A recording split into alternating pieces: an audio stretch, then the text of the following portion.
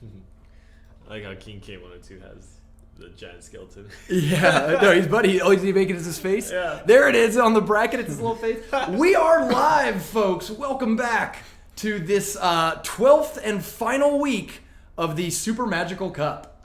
Yes, the final week before the championship. We've come so far. Wait, hold on. I'm a little farther than you than normal, Seth. Is there... We've got a special guest with us.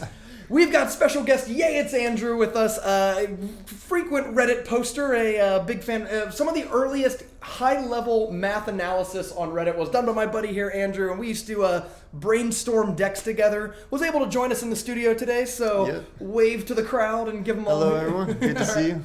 So we're gonna just be kidding. I can't see you. Yeah, it's just one way. Just pretend. We're just talking into a little piece of machinery and hoping that other people see it. Yeah. We actually put up pictures of just like a fake crowd in the background and pretend, and we assign faces too. There's a face for Patriots 34. That's a good point. Is there who? What's a regular viewer, Rainey? And what do you think they look like? Like who's someone who's like in chat all the time, and you have like a distinct impression of what they look like?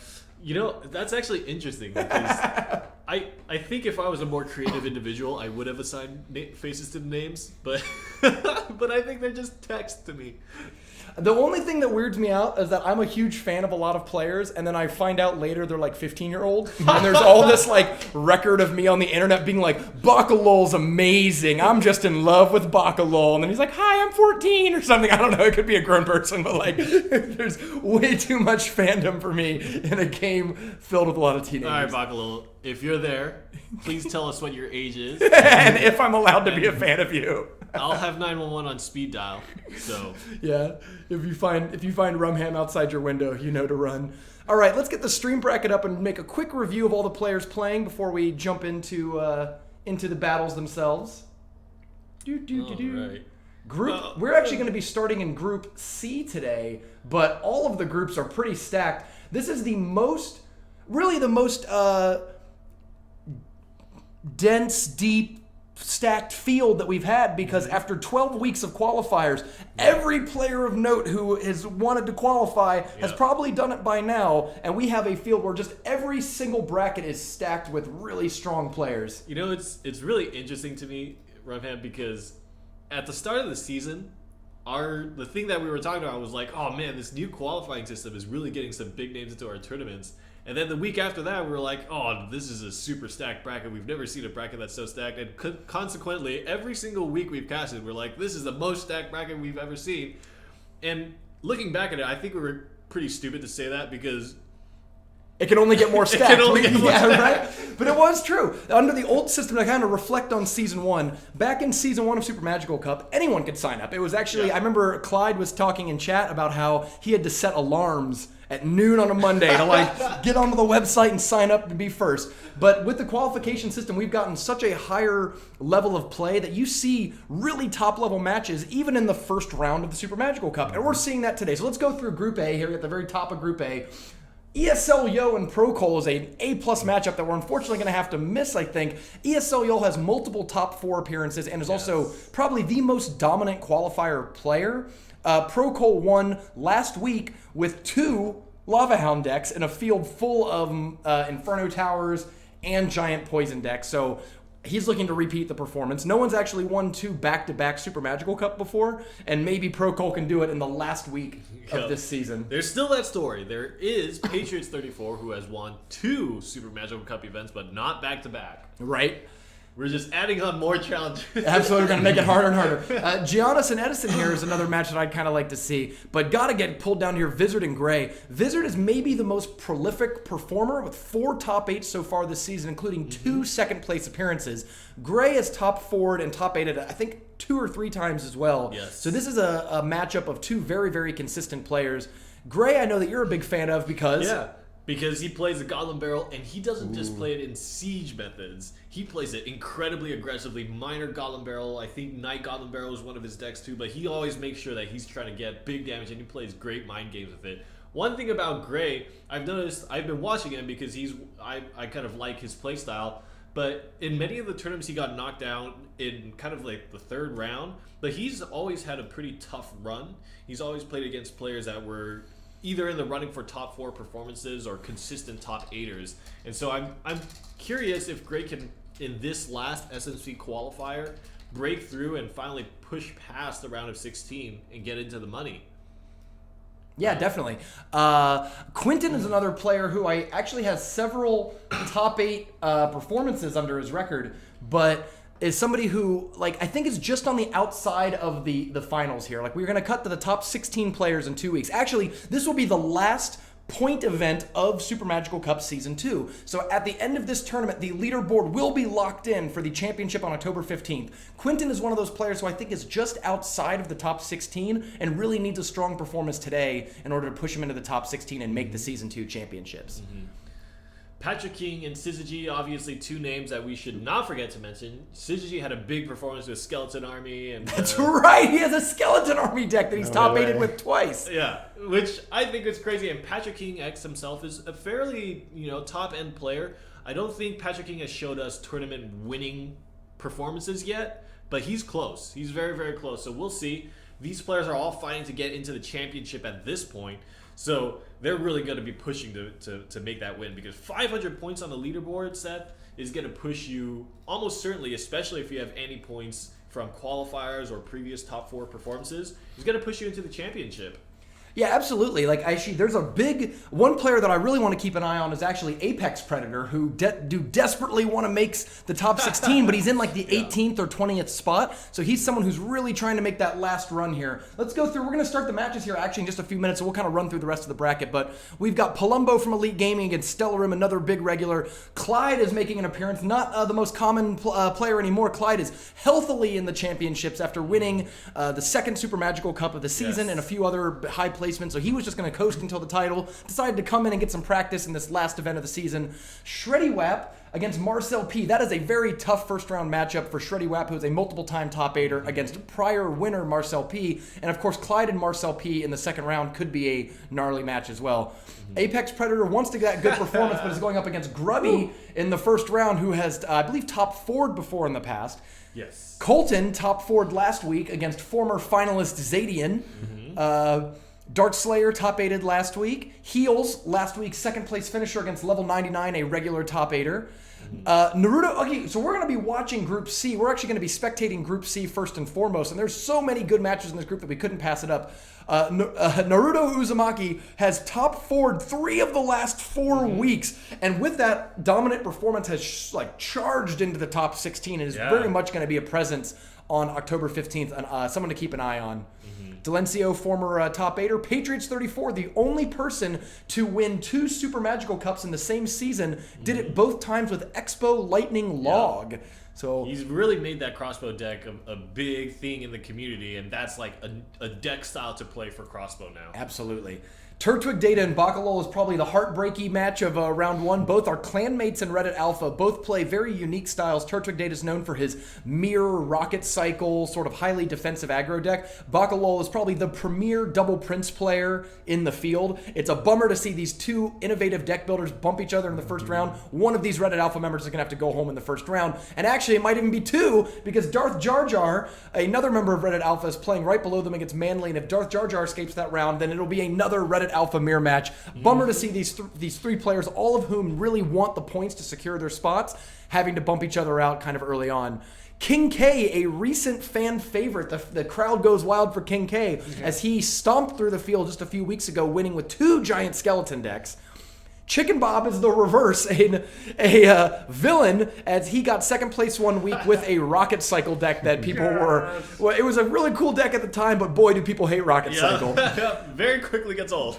Bayou, top 4 performer, had a single top 4 appearance. Needs to prove that it's not a fluke in order to make the top 16 and make it to the championships. I think right now Bayou is just outside of that range.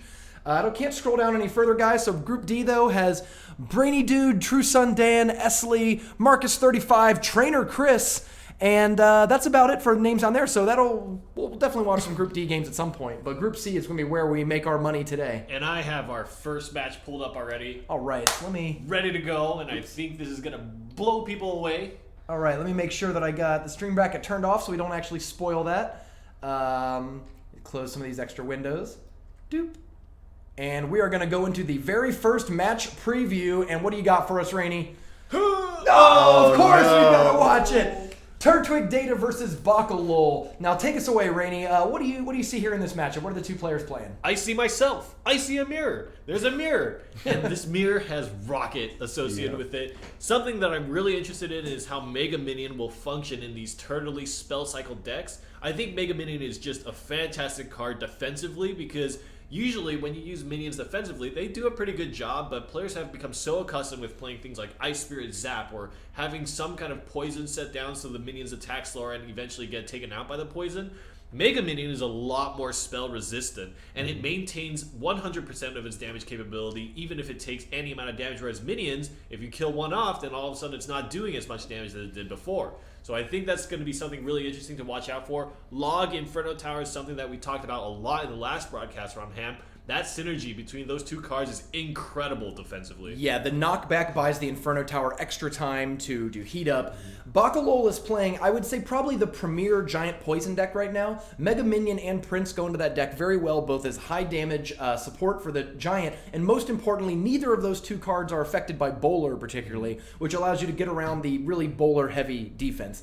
Andrew, you've been playing a lot of Spell Cycle and Rocket Cycle decks for many, many months. What do you think Twig Data is going to mirror most often in order to play a little bit of defense? That's the first thing I noticed. There's so many mirror targets in this deck right now. Like with that rocket, you could reach 1,000 damage at the end of the game. You could mirror the fireball. If you mirror that Mega Minion, all of a sudden you'll have a level 10 Mega Minion. Or level that thing's hard 8, to deal with. Oh yeah, sorry. You're right, equivalent to a level 10 exactly. common, right? I've won matches by mirroring Log.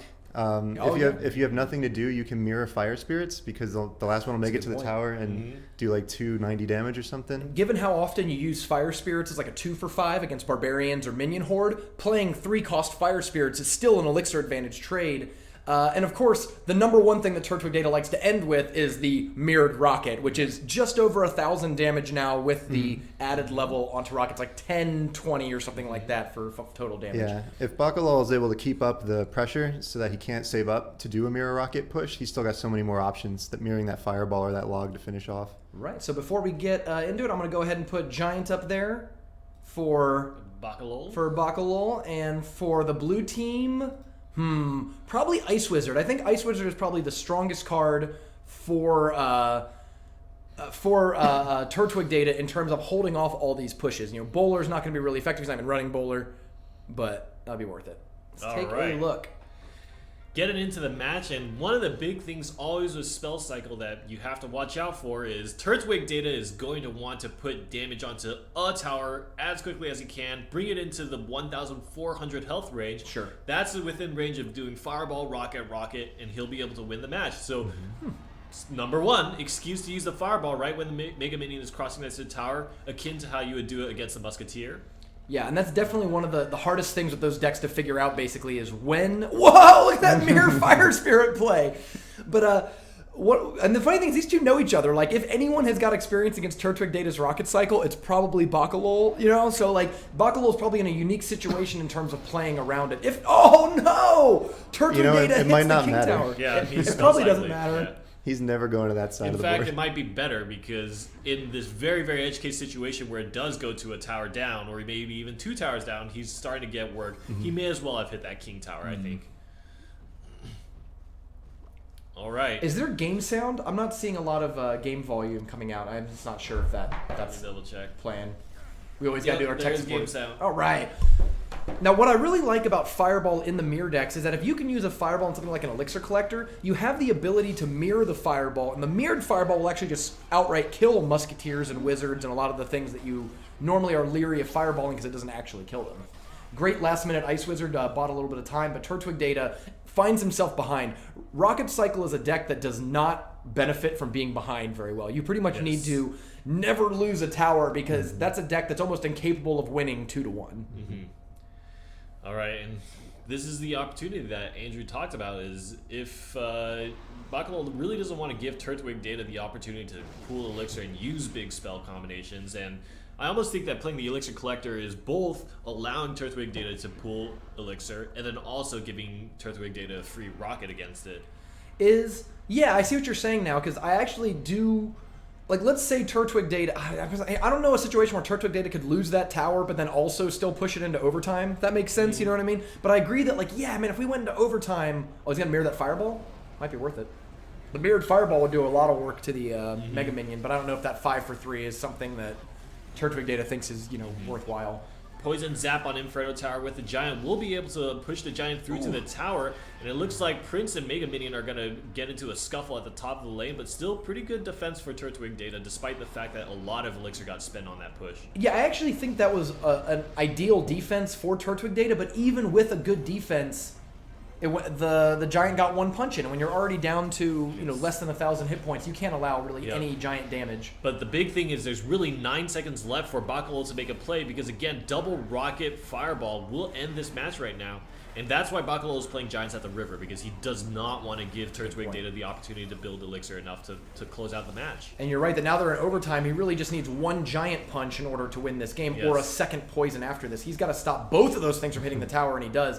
And at this point, though, how are you Turtwig Data might just go for the rocket. I don't know how Turtwig Data can actually get 13 Elixir to cast 2 rockets while constantly defending a stream of Giants. He just mirrored the Mega Minion. And there it is. It's really seemed like a lot of the key there was that mid-round push, right? The push that occurred about 2 minutes into the game or so that put Turtwig Data so far behind that he never really had that opportunity of being able to, I can rocket and then absorb a little bit of damage and then fire the second rocket and win the game. Yeah. He did most of his damage early in the game on this first push when the Prince got through. And I think that's something we're going to see a lot today, especially as people try and play more air troops, is that Prince just having a free run to the tower. Yeah, it's a good point. Lava Hound is going to be really popular, I think, this week after winning last week, and Prince is a really well-positioned card against those all-air decks, because while Mega Minion can do some damage, it doesn't stop the Prince charge, which is kind of the thing you're worried about. You got another game for us, Rainey? Yep, we're ready. All right, next game, King K versus Kenu. All right, King K is playing the Giant Skeleton deck that he was that he popularized so many weeks ago. This is actually my favorite of the 2 Giant Skeleton decks. The Lumberjack and Hog Rider create a very fun play. What normally I would expect to happen is that he tries to get the Giant Skeleton in against these big defensive setups, right? People play Inferno Tower and Ice Wizard and Barbs and all this stuff on defense. The Giant Skeleton just blows up on all of it, and in that wake of the bomb, in comes the Lumberjack and the Hog Rider to sort of finish off the tower when the opponent's defenseless. What's going on with Kenru's deck? Kenu is playing probably the most standard version of triangle defense that exists in today's meta, using the Ice Spirits instead of the Skeleton, especially because Ice Spirits, I feel like, currently is a better option for a 1 Elixir card. Obviously, both of them are incredibly strong on their own, but I think Ice Spirit is a favored one. The synergy with Hog Rider is incredible. An Ice Spirit Hog Rider push compared to a Skeleton Hog Rider push is much more dangerous. Ice Spirit Hog Rider for 5 Elixir can go past Barbarians and still give you 2 swings despite the fact that you're 5 and 5. Right. So I think some of the key things to look out for will actually be how well Kenu can play as Musketeer. As Musketeer is one of the cards with both the long range and high damage that it's good against pretty much everything in King K's deck, which, if you notice, is entirely melee. Every single card in that deck fights at melee range.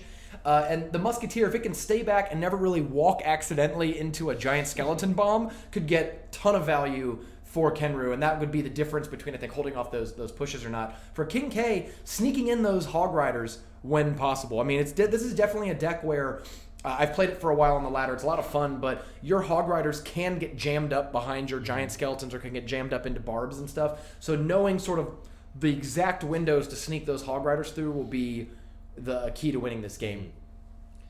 Let's see. Oh, let me get the thing pulled up. Go ahead and watch the match. Andrew, do you have any thoughts between the Giant Skeleton Hog Rider deck and the Triangle Defense? No, I'm going to be paying a lot of attention to the Elixir Collector usage, because neither of them have a good answer except Poison.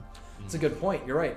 And actually, King K is... they both have Elixir Collectors, and neither of them have good answers to it. King K is someone who I think is probably a lot more able to play his poisons on enemy collectors and have that be worthwhile, because Kenru's deck isn't ever going to put together these giant scary pushes, whereas Kenu will have to save his poison for the Giant Skeleton Hog Rider guards, super pushes that are coming out of King K's deck. All right, the first play is going to be Giant Skeleton on defense, and Freeze really doesn't quite affect the Giant Skeleton as much because whatever it's fighting, it will kill pretty much. And so it's going to chip down and gets killed before it makes its way across the bridge. And I think overall the defense was okay for King K102, but Kenuru expertly got that poison onto the collector as well. I definitely think that went better. And you see King K here trying to punch the elixir collector. So what happened here is as soon as Kenru went down to 5 elixir to play that collector, King K saw an opportunity, drops 9 elixir on the board and tries to get some damage in, and gets a few hundred. I think overall that went, again, probably an advantage for Kenru there because he only spent, 5 on defense and held off a 9 elixir push, only taking about 400 damage. For it. And Kenru earns his first elixir collector, so as Andrew pointed out, the collector game is going to be incredibly interesting. And also, to the point that Rumham made, it's interesting that King K102 did not just choose to poison that collector. Got a big push coming through the bridge. The Hog Rider is going to make it across, and here comes the poison, going to earn the Hog Rider a swing, but that bomb is going to get rid of the Valkyrie pretty quick. Yeah, interesting placement, but like we mentioned, the Musketeer is able to stay out of that range, and now is still a threat and forces the opponent to kind of do something about it. I love the Rage Hog Rider, gets him across the river a little faster. Yes. The cannon in Kenru's deck is really going to stifle King K. I think King K... this deck was built in a world where people weren't playing cannon, and the Hog Riders could usually sneak in. Triangle defense is really the only deck left in the metagame that significantly is still playing cannon very often, and that's going to make it hard for King K to ever even just sneak in that Hog Rider, because when is your opponent ever lacking, 3 elixir? Yes. For a catch-all answer. Cannon is actually incredibly interesting because it is both the worst enemy of the Hog Rider, but also the best friend to the Hog Rider when you're playing it in a deck, and that's why Triangle defense likes the cannon so much. It's such a cheap defense that can usually hold off much higher cost things. Oh no, the Ice Spirit catches it, but then the Ice Spirit on King K's side allows the Lumberjack to get some work in there. Ooh, this might be dangerous. The second Giant Skeleton. Now this is going to be the Rage. Watch this. Man. The Rage is going to affect both the Giant Skeleton and the Hog Rider, who's kind of the key interaction of this archetype, right? He wants that Rage effect to both get the Giant Skeleton closer to the tower and also let the Hog Rider get in. But once again, Kenru's deck is really holding it off. It almost seems like... It's the Musketeer. Yeah. He's dropping it by the tower and it's just doing work. And it's because you really can't even fight the Musketeer until it comes over to your side of the board. Right. And at that point, he's already earned way more than 4 elixir worth of value from it. Wow, this is going to be a big connection. Hog Rider gets 3 swings on the tower, plus the Musketeer's chipping away at that Giant Skeleton.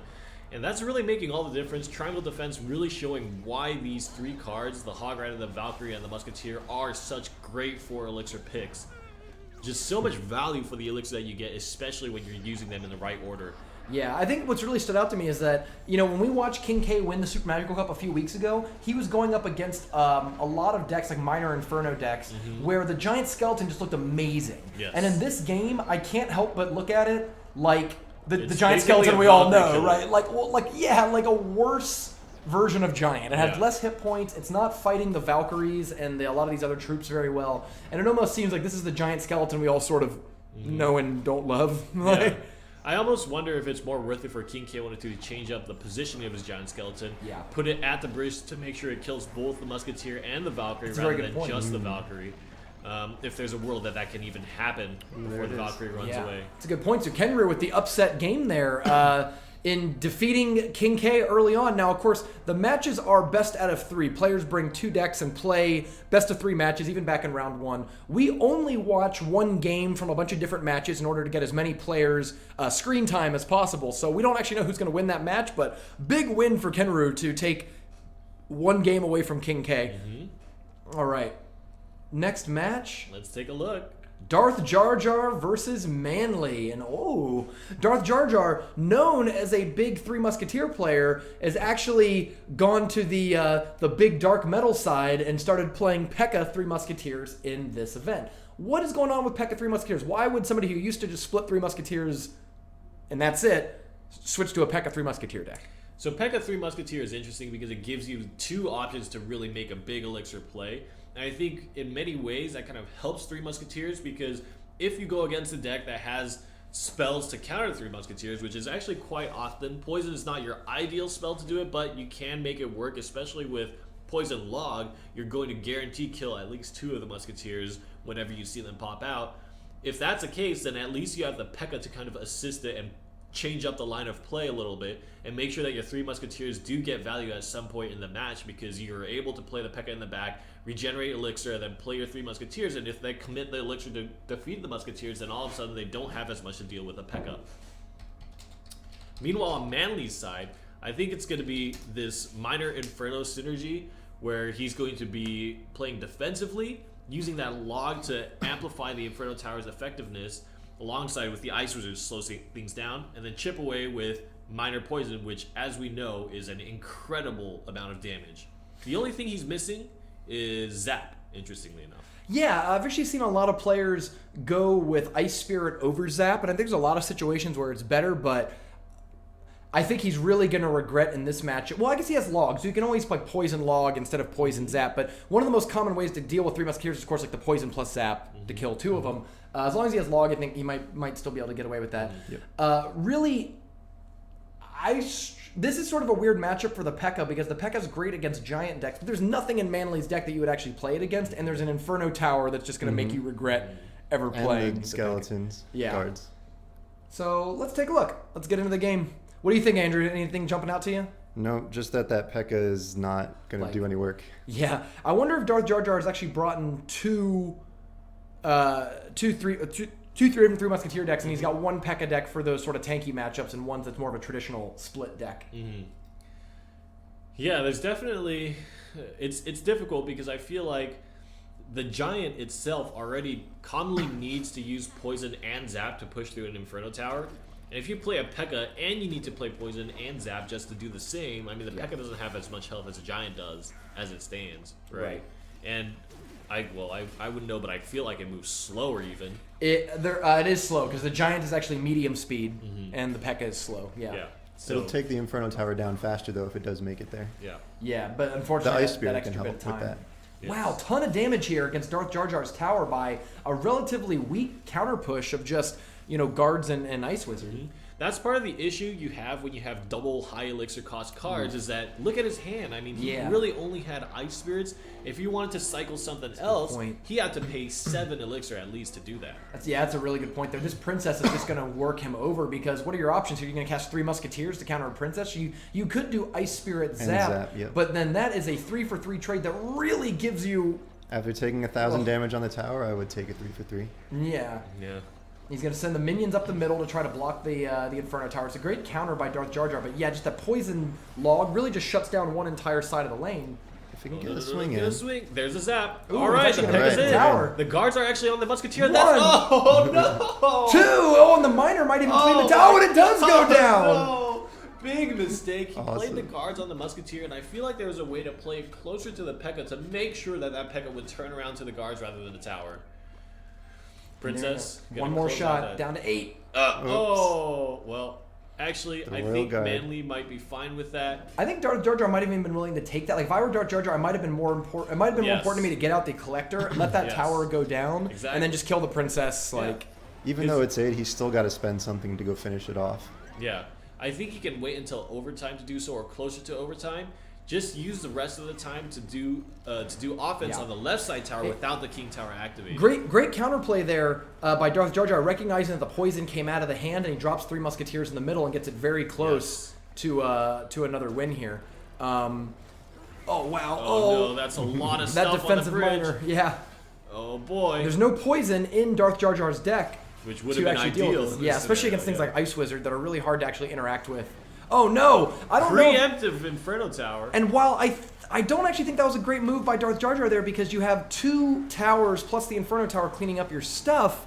Like, you're kind of, you're going to get some damage on there, but I don't think that's like the kind of 5-for-9 trade you're generally looking to make. I think the big thing that Darth Jar Jar needs to capitalize on is he knows that Manley has to play that Inferno Tower in the middle to defend against 3 Musketeer drops. So Darth Jar Jar should play his P.E.K.K.A. in the back, and then 3 Musketeer to force that Inferno Tower down, and then have the P.E.K.K.A. have a free run to the tower itself. Another great counter with the guards there right on the tower as it came up, and he's doing a lot to really keep that Inferno Tower off the P.E.K.K.A., but unfortunately the P.E.K.K.A. is just getting gummed up by Ice Spirits, Ice Wizard, guards. Like, there are so many cards in Manley's deck that counter these P.E.K.K.A.s that it's really tough to get through. Yeah.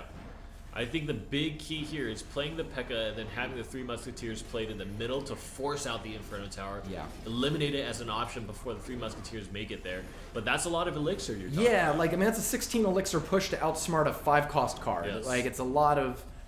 I mean, granted, if it works, it'll be huge, but I'm really struggling for how Darth Jar Jar counters these miners. Like, he doesn't actually have enough cheap cards, or especially cheap, like, ground interference cards to both distract the Inferno Tower. Oh no! Ooh. Oh, that's a big ice spirit, but guards in front of it is going to change it up. And I wonder almost if the card to play there was the Three Musketeers rather than the P.E.K.K.A. I wonder if the card also that miner should have gone on the princess. It went for the tower, which I understand because you're so close in terms of like damage. But that letting those princesses survive and build up into 2 to 3 princesses in a lane is a guaranteed way to lose your tower long term. Oh no! One more shot. Oh, the ice wizard kills the princess, but. There is the poison in hand. And I think that is it for old Darth Jar Jar. Wow, a lot of upsets here early. King K goes down. Manley upsets Darth Jar Jar. So something interesting to note also is, if we take a look, it's blocked now, but the King Tower of Manley is actually incredibly low. And I think that was another avenue of attack that Darth Jar Jar could have approached.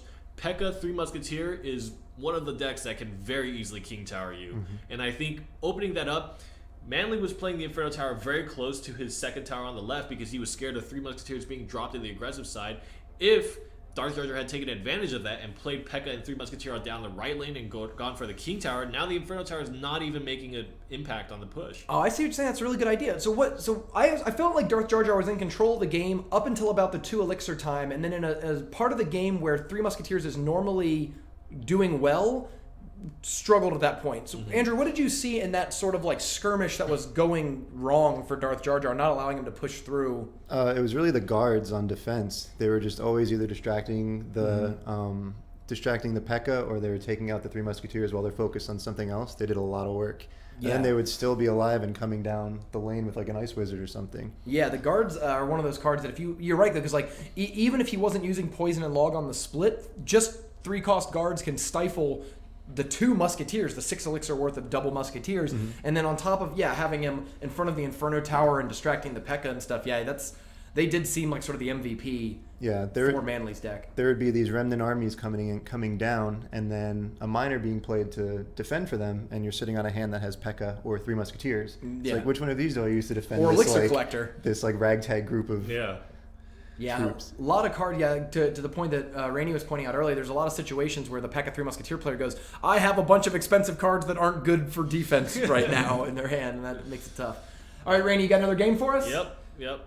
We're going to watch previous 3-time top 8er, maybe even top 4. I can't Top 4. He's been top 4 3 of the last 4 weeks. So a month. It's the month of Uzumaki. Yes, absolutely. Against Aleph.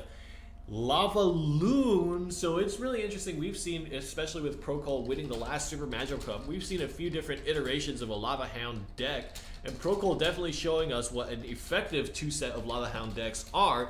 Neither of them, as to my recollection, had Balloon in them. This is interesting because not only do you have that Lava Hound Miner synergy, you have the Lava Hound Minion Horde synergy, and then you also have the Lava Hound Balloon synergy, and I wonder how this deck comes together. I really want to see it. It looks pretty expensive to me. It looks exceptionally vulnerable to poison because of not just a bunch of things. The lava pups, both minions, barbs, and the balloon itself just being slowed and damaged makes it a lot harder to get through a poison. So I feel like Uzumaki having the poison in his deck, and even things like Zap and Ice Spirit, there's got a lot of situations where he can stop that. But then again, these all-air, super heavy air decks do have a good matchup against giant decks where there's just not a lot going on. I think what might be key actually for Uzumaki of all else, and I actually might have to, I'm gonna have to download it. I did make a Mega Minion card. I'll have to get it in between rounds. But I think Mega Minion actually might be key for Uzumaki because Mega Minion is going to fight a lot of the air stuff really well, especially the balloon. If you can keep the balloon off the tower, I think Uzumaki can build these big pushes that are going to knock over Alif's tower. But if he cannot stop the balloon, he's just going to get 3-crowned. Yes. And so it's going to be up to Uzumaki to make sure that he plays the Mega Minion at the right time, not having it attack onto the Lava Hound, because that spells instant doom. If you have your Mega Minion committed to the Lava Hound, that balloon is just going to have a free ride towards the tower. And even then, the Minion Hordes are going to have a free ride to the tower to do a ton of damage. There's no Inferno Tower here either, so I love when there's 2 beatdown decks going against each other with no Inferno Tower. All right. Let's get into it. Let's take a look.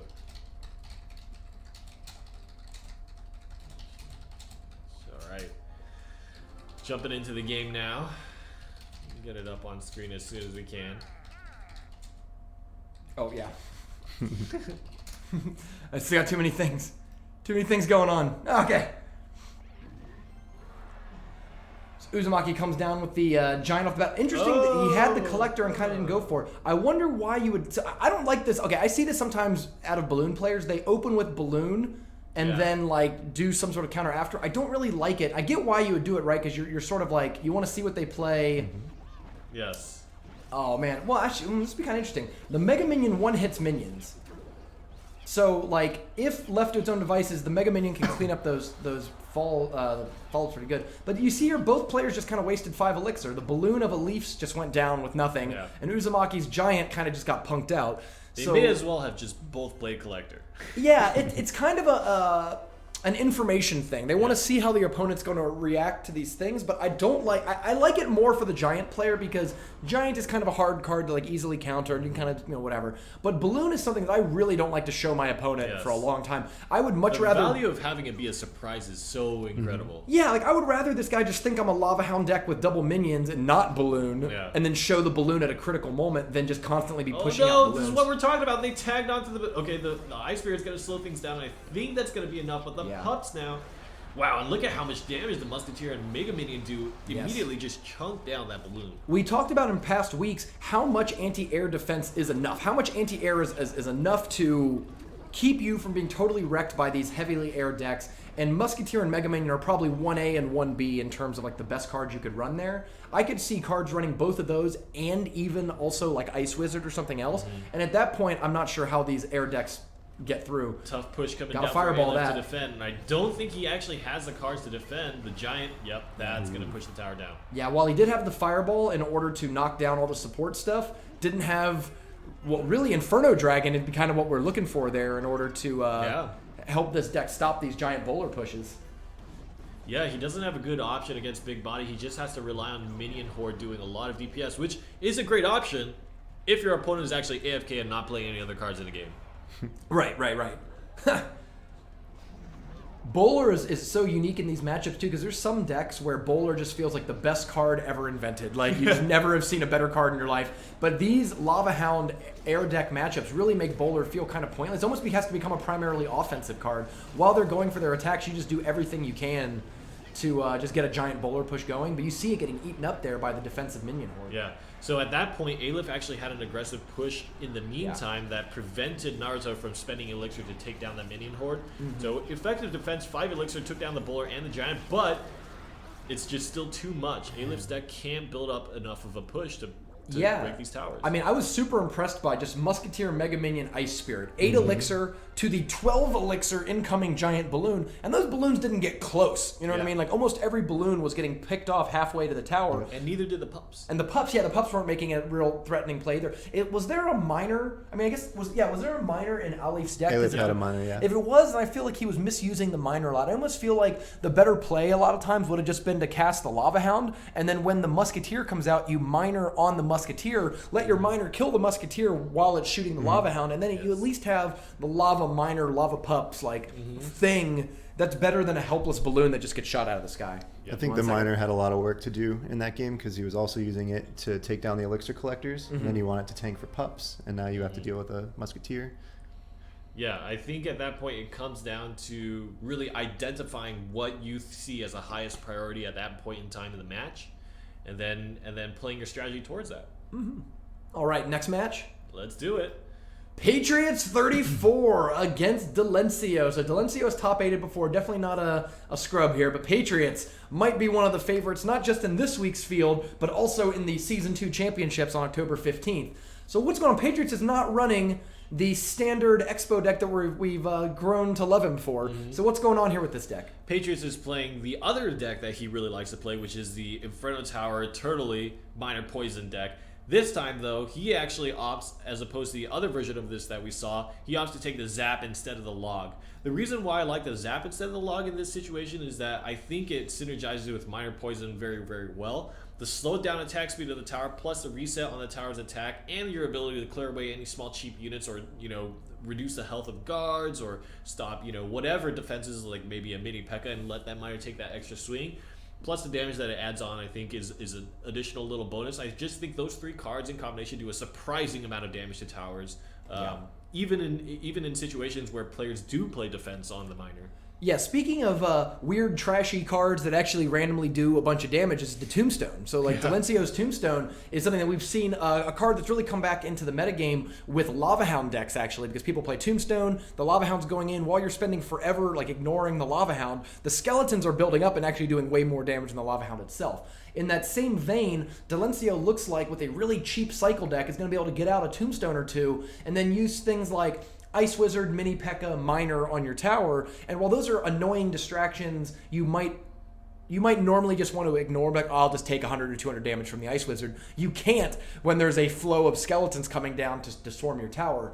A lot of zaps are going to want to come out on Delencio's deck against incoming Mini P.E.K.K.As and Musketeers and things like that, and Patriots going to be really careful about where he puts his zaps. I'm not really sure how Delencio's deck is going to win, but it does seem kind of like a hog cycle deck minus the hog. Like a minor cycle. Yeah, it's like a cycle deck without any, like, payload. Yeah, like the payload I think might actually be either just Princess. Like, if you can just cycle people and keep the pressure on, you can get a Princess that targets onto a tower for an extended period of time. I chose Princess as the key card in this matchup because Patriots trying to sit behind Inferno Towers and things like that is going to be kind of punished by Princesses. He has to use the Miner against the Princess, but then he also has to use the Miner to attack the tower.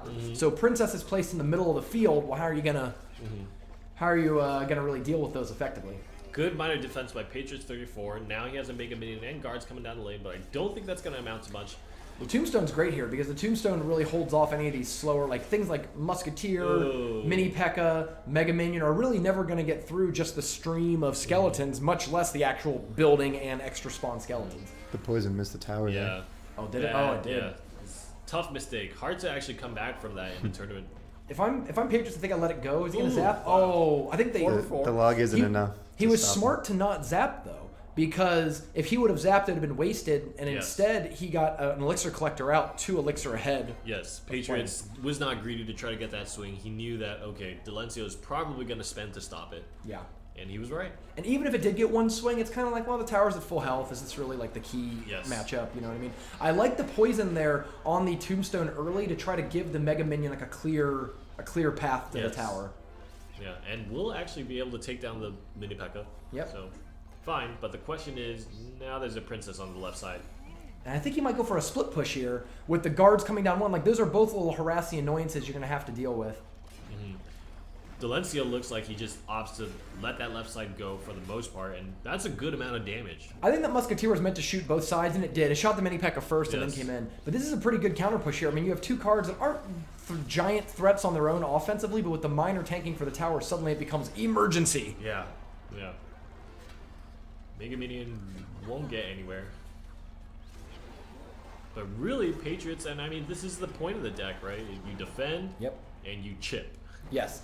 I mean, Patriots is playing... I think he's playing it really well in the sense that he's not taking any damage. He's actually getting the chip damage in he wants, even if it's being spread out a little more than he would like it to. Yeah. He is slowly but surely grinding that tower down while keeping Delencio's offense from never really going anywhere. Yes. And this is actually one of the weaknesses of playing a deck without a lot of ways to invest. I mean, Delencio has a very quickie, cheapy cycle deck, but there's really not a lot of investment plans for me. They doesn't have not only does not have an Elixir Collector, but there's no like Furnace or Goblin Hut or any way to really put Elixir on the board. So he's forced to do these kind of 4 to 7, 8 Elixir pushes, and that is exactly what Patriots deck is good at countering. And this is the result of having 3 Elixir Collectors down. 4 now. You basically just have so much Elixir that you just push through your opponent no matter what cards he has. Yeah.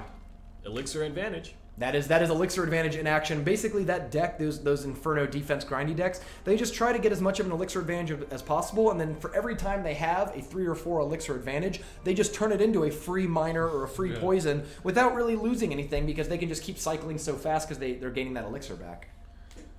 All right. Why don't you, Andrew? Why wasn't Delencio able to get anything through? Did you see any? Was there? I felt like his pushes really just lacked like a tank or anything that could really hold the line well. With a deck like that, I think if you're trying to put together a push, it's always going to be countered because you just don't have the components to make something that feels uncounterable. Yeah. So you have to play at like a quicker tempo than you would normally play. Like don't play the deck waiting to get to 10 and then spend 5 or something because they'll always be able to counter you effectively. Yeah, like Instead, what you want that to do, dex 10 against your dex 10 is always worse. So Yeah. you would rather be You doing want a like red 4 line. to 6 elixir pushes nonstop. when you know they only have like 3 or 4 on their side. Yeah. But the fact that that there were the elixir collectors always out made it hard to actually get that advantage. That's one thing I like about decks like Hog, Lightning, and things like that, is that you still have this ability to like, oh, I'm just building up some... It's kind of like a cycle deck, but if I ever need the sort of blowout super spell, you have something like Rocket or Lightning in there that when they bunch up because they think, oh, he's just a big cycle deck and like he's not going to have some blowout, you're just like, ha, like Lightning, your cannon, and the Musketeer, and the tower, and then my push gets through at the critical moment. But you're right, like the best thing that deck could have put together is like Miner, Musketeer, Ice Wizard, Guards, which is like that whole thing dies to poison, and then you know whatever. Yeah. Cool. So you say it looks like you got another exciting matchup for us, Rainey, and let's. Ooh, so Kenru does defeat King K and move into the second round. So let's go ahead and update the text here. Get it to second round. Against Chicken Bob. Ooh, Chicken Bob, and is this a? That's a card I ain't quite seen before. We have the Super Magical Cup debut of Inferno Dragon. Oh yeah, buddy, let's get some emotes in here. Get that thing. There you go. And actually, we're gonna take not a break, but I'm gonna get those new cards because we did have Honest Engine new cards. I made an Inferno Tower one because I knew. He just opened up Photoshop and is making We're doing it right now. No. There's an Inferno Dragon card. Oh, there's a real one. It's interesting. I have yet to see Inferno Dragon a lot in action. I have played around with the card, and it's pretty cool.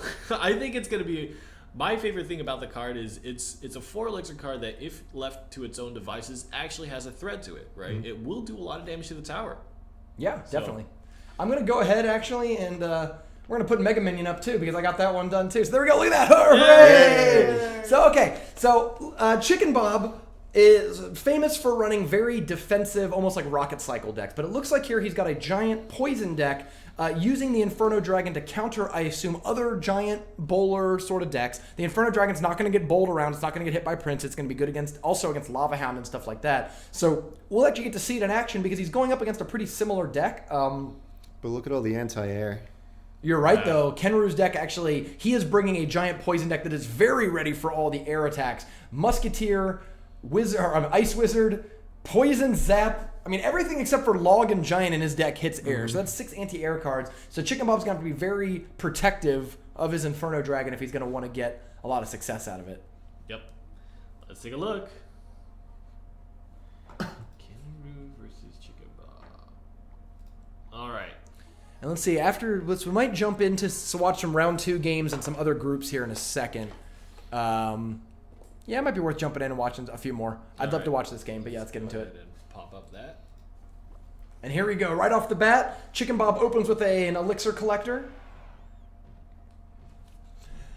Kenru does not have the ability to collect Elixir. Doesn't have Elixir Collector in his deck, so he's going to be, I think, the more aggressive player, and Chicken Bob is going to want to play more the control role because he has the ability to not just invest with the Elixir Collector, but also defend well. Little oops there by Chicken Bob accidentally. Oh, wow. Wow. The that log was a coming value down. log. Yeah. So let's see. The Musketeer is actually going to lock onto the Inferno Dragon way sooner than I think you'd want it to. That Inferno Dragon could have been played a little further back. But the Inferno Dragon does survive. What kind of a counter push is this, though? Chicken Bob has no elixir to assist it. I don't think anything's even going to hit the tower. Yeah. And his collector is dead. I don't think Kenru even has to play anything. Yep. Yeah, exactly. Yeah. Could have saved up some elixir. Or Ice Wizard. That's actually a bad play though for Kenru. As much as like, well, he didn't have to play anything. Playing something's actually really kind of negative here because he's the one who's going to want to build up these good attacking pushes, and losing your kind of Musketeer and Ice Wizard and stuff, leaving yourself open to these counterattacks is usually pretty bad. But Chicken Bob... Musketeer got a lot of shots in. Yeah, Chicken Bob, I think, was too hesitant there just to let that happen. Like, he could have just countered it with just guards and been fine, I think. But instead, he took about 800 damage on the tower, if not more. Yeah. Musketeer is one of those cards that, great if you get the Musketeer to shoot your units. Really, really terrible sometimes if the Musketeer happens to tag onto the tower and you just... Man, like, even if you're doing damage to the Musketeer, it just shoots 3 times and you're like, I've already got my value. Yeah. Alright, here it comes. This is the big one. Look at that Inferno Dragon. Can it even see, really? That's a good point. Maybe he's got blinders on. He can only look straight down. Not good against other air units.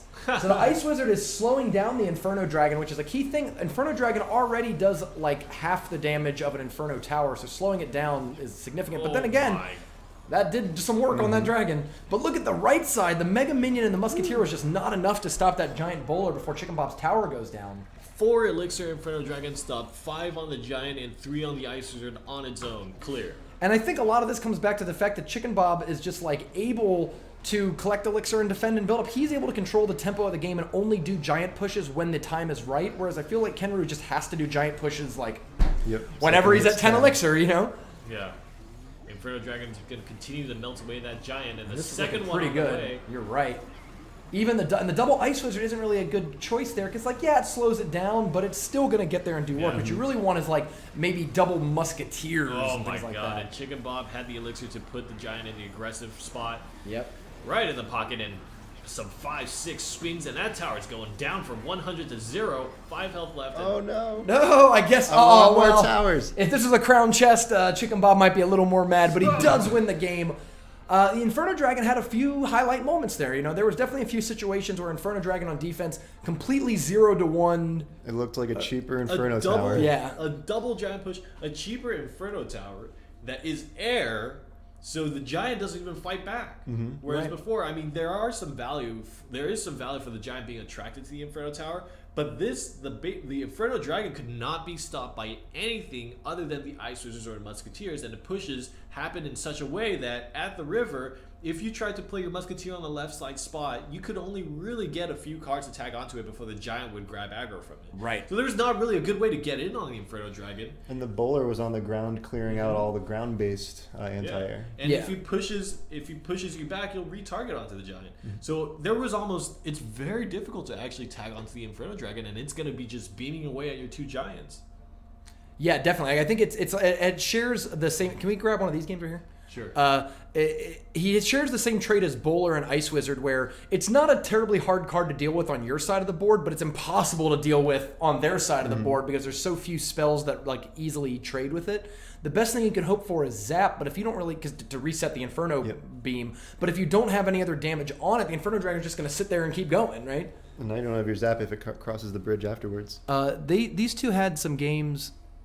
So I had to jump class. It's there in Group B. Oh, that's right. we were That's in right. C, but Oh, I'm my here. bad. My bad. I'm here now. I have the added Shreddy me. WAP.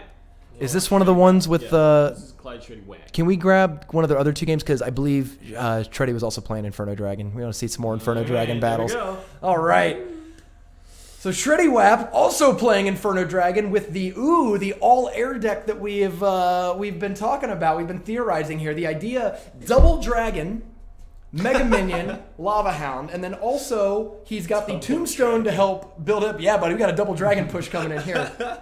Actually, the double dragons work kind of like the double princes, where one being a splash damage and one being a single target damage. They actually cover each other's backs pretty well, but they don't have the sturdiness that I think you're used to in an actual double prince push. Curious, what is the health level of an Inferno Dragon compared to a Baby Dragon? Baby Dragon has 1050 hit points, and Inferno Dragon has 950. So Inferno Dragon is actually a little bit more fragile and slower than a Baby Dragon.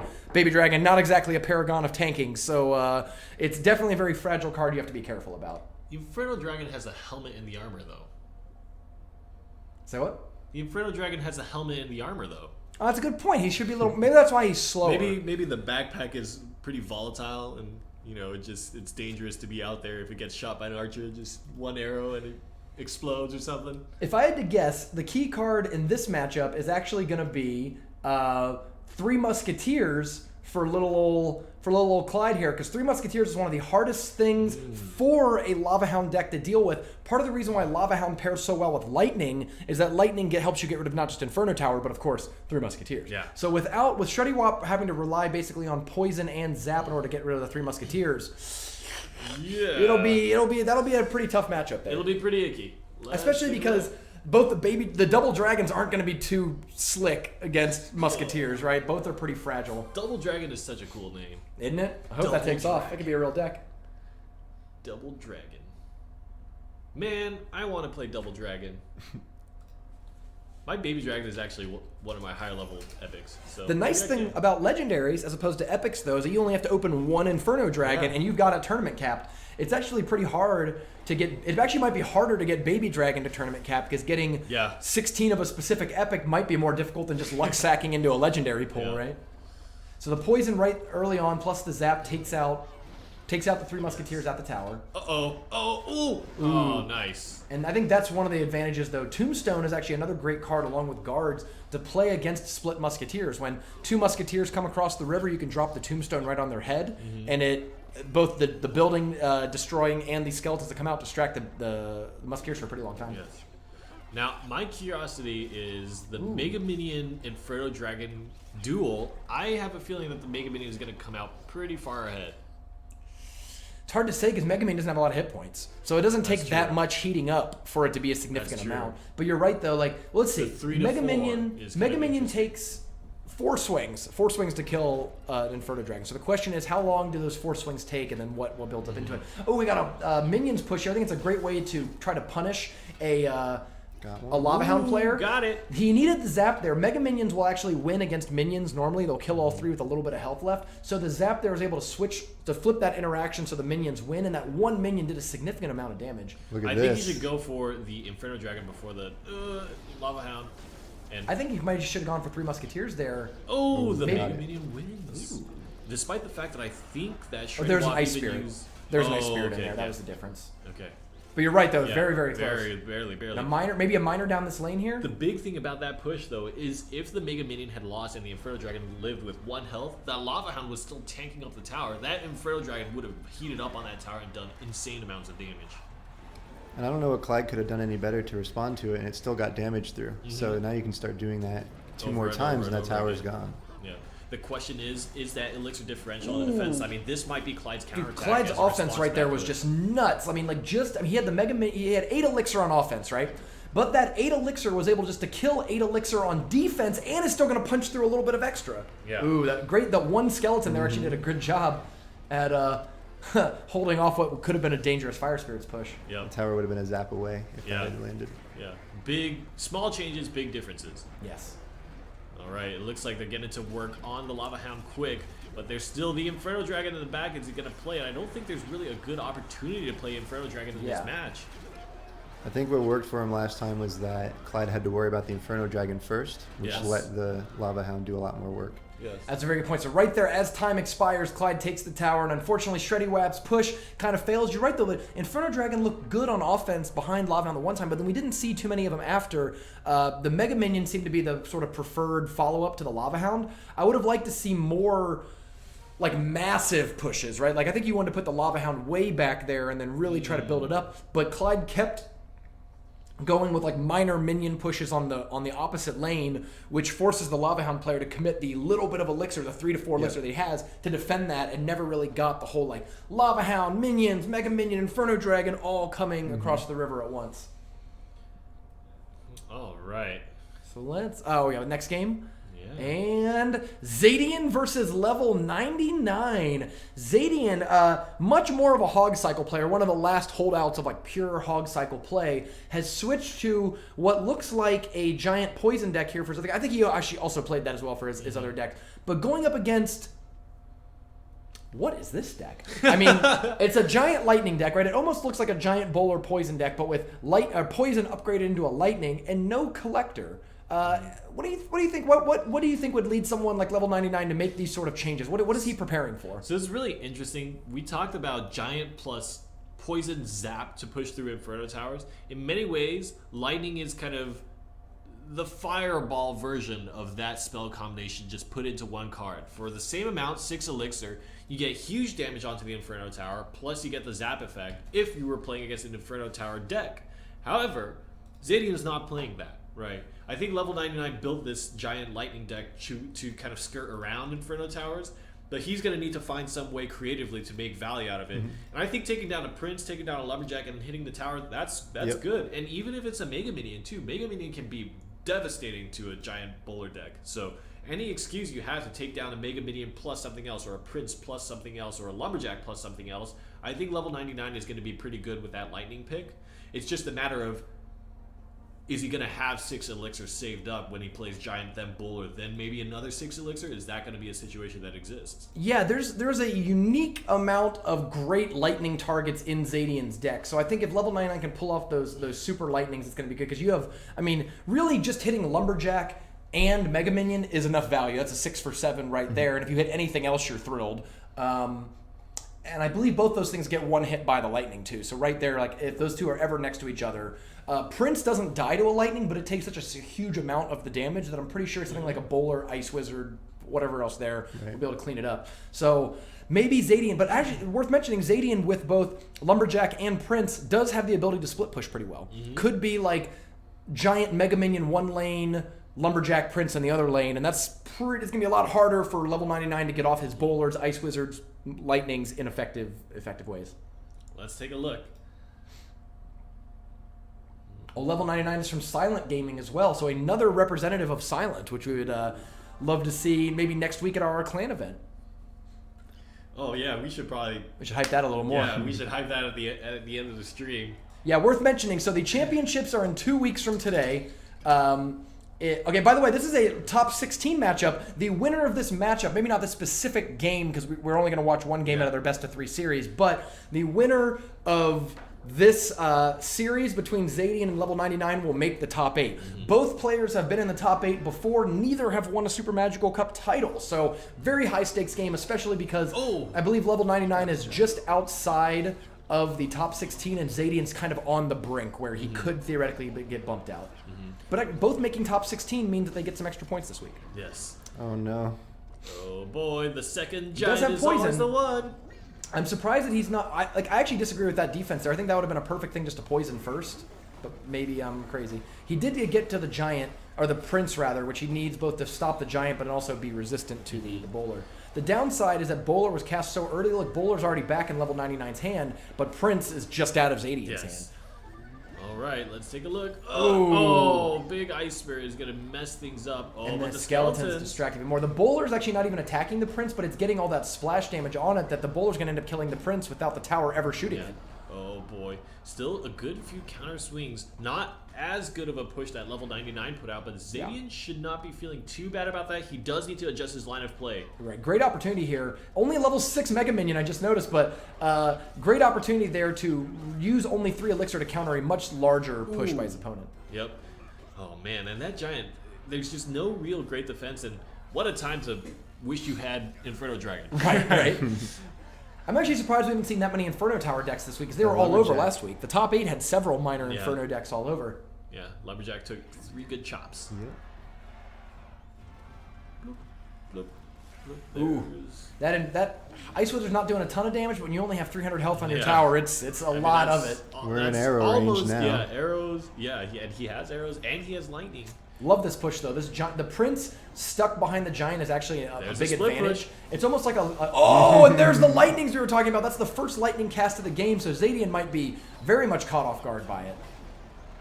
Yeah, that's but his Giant, he's got 2 princes. yeah, was really not fazed by that at all. Ooh, and they were able to kill the Ice Spirit before it zapped, so that helped as well. Wow, Giant placed in the position to push the Prince back, let the Bowler survive a little bit longer. And that might have saved them just a little bit of health on the tower. Oh, but here's where we're going to see the strength of Bowler pushing through that Giant, keeping that Lumberjack really off of the Bowler itself as the Ice Wizard's even further slowing it down. That is a great poison, though. Oh, gosh. And coming up to, he needs to remember the arrows. Please remember. Okay, he's got a lightning, but you could have arrows. Oh, yeah. Just saying. Oh, he could have arrows for the win. I see what you're saying. Lightning's faster. So lightning. Yeah, that's true. But also, lightning has a tendency if you drop like. Those tragic Musketeers moments. or something. Oh, yeah, they put guards or something there. Yeah. So, wow, Zadian, I actually felt like was in control of that game pretty much from about a minute into the game onwards. He had that early push didn't go very well for Zadian, but from that moment on, I felt like his pushes were the threatening ones and was really turning the tide of the game. But 2 critical lightnings, one to stifle a big push and then one to finish the tower off. Yeah. Stakes the game for level 99. We'll see which one makes the top 8 later. I think we've got Clyde and Stellarim as the other top 16 match in that bracket. Let's watch. Actually, it looks like the top 8's set now. Oh, shall we? Let's Let's go to the top 8. All right, hold on one second. Tournaments are moving. That's what I like. These players are good, man. We used to take forever actually to get to get people into the top 8 because it would just take so long. People have a lot of admin questions, but now we're getting to the top 8 real quick. Which is awesome. Love the top 8. Ooh, and wow, Remember how we were saying earlier? So let's get the stream bracket up here. Now remember, guys, once we're in the top 8, players do not report your scores because we will report them manually ourselves. So do not worry about it. Just let it go. And we'll update them as we watch the games. But look at this. We mentioned earlier that we thought we had one of the more stacked brackets ever. I'm pretty comfortable saying that here in this 12th Super Magical Cup, the last one of the season, we have the most stacked top 8 I've ever seen. This is crazy. So we have 1, 2, 3 former winners. Actually, everyone but Flint has top 4'd before, I think. Maybe level 99's top 8, but not top 4. But 6 of the top 8 have 100% top 4'd. Vizard and Trainer Chris have, I think, 4 second-place finishes between them. And Twig has 1, too. Yeah, right. That's right. Twig has a second-place finish. Vizard has 2. Trainer Chris has 1. Level 99 has a top 8. Pro Cole won last week, going for that repeat performance. Ooh. Yep. So what your first guess here? What do you think out of these players? We don't know exactly what everyone's playing. We're going to see all the decks here in a second. Are we picking players? Yeah, let's do that. Right. Let's get 2 players each, and then the crowd gets the last 2. What order should we do it in? We'll do a draft. Rainy, Andrew, Rumham. We'll just do it around like that. All right. I'm gonna pick.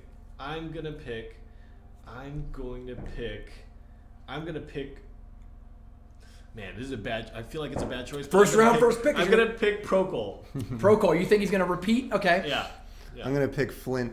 You think Flint, the unknown? Yep. There's actually been I'm new to the table. He's new to the top 8. There's been a long history of unknowns coming out of nowhere to win a Super Magical Cup, so I wouldn't count Flint out. I'm gonna take. This is blasphemy to not pick one of the 2 former winners, but Trainer Chris is such a good player and has gotten so close so many times that, you know what I mean? Like, it's by odds at some point he's got to break through. Okay. Well, back to Rainy. Then, I think if it's not Procol, and it's not any of the picks you guys chose, I think it's going to be... Oh, man, if I pick one, you guys are gonna pick the other for sure. That's it. That's how picking works. I'm gonna go by numbers, and I'm gonna pick Patriots 34. All right, that's definitely the 2 numbers Patriots wins. at this point are the IRL like NFL Patriots of the Super Magical Cup. It seems like he's in the top 8 every week, makes the playoffs every week, and you go, come on! Can anyone else make the playoffs? Yeah. All right, Andrew, you got your second pick. It looks like I'm just hate picking Rainy, but I'm going with Clyde. Going with Clyde? No! Clyde was going to yell at me later for not picking him. I'm going to go with my boy Turtwig Data, the inventor of the X-Bowler deck and Big Rock. He's the first first person to top 4 with 2 Expo decks. First person to invent the X-Bowler deck. First person to top 4 and really get a second place finish with Mirror. The dude is an innovative deck builder, and I'd be excited to see what he's running this week. That leaves for the crowd Vizard, a very prolific player who has made more top 8s this season, I think, than anyone else. I think with this, his 5th top 8, he breaks Woody's 4 top 8s. I could be wrong, though, but I believe that Vizard at this point is now the most top 8ing player. Him and Patriots are definitely up there. Yes. And level 99 of Silent Gaming, which is definitely a big crowd favorite. I think a lot of people want to see Silent take home their first title of the season. And really, this kind of picking was done in not because how do you pick? How do you even really pick? I mean, there's so many great names. Everybody here has so much history behind them. Sans maybe Flint because he's actually just breaking through, but that has been the story of Super Magical Cup since its inception. So maybe he's got that first time top 8er luck. All right, so I'm ready. So again, real quick, I'll go over the rules. This is your first Super Magical Cup ever watching. Every player registers 2 different decks that are 4 cards apart.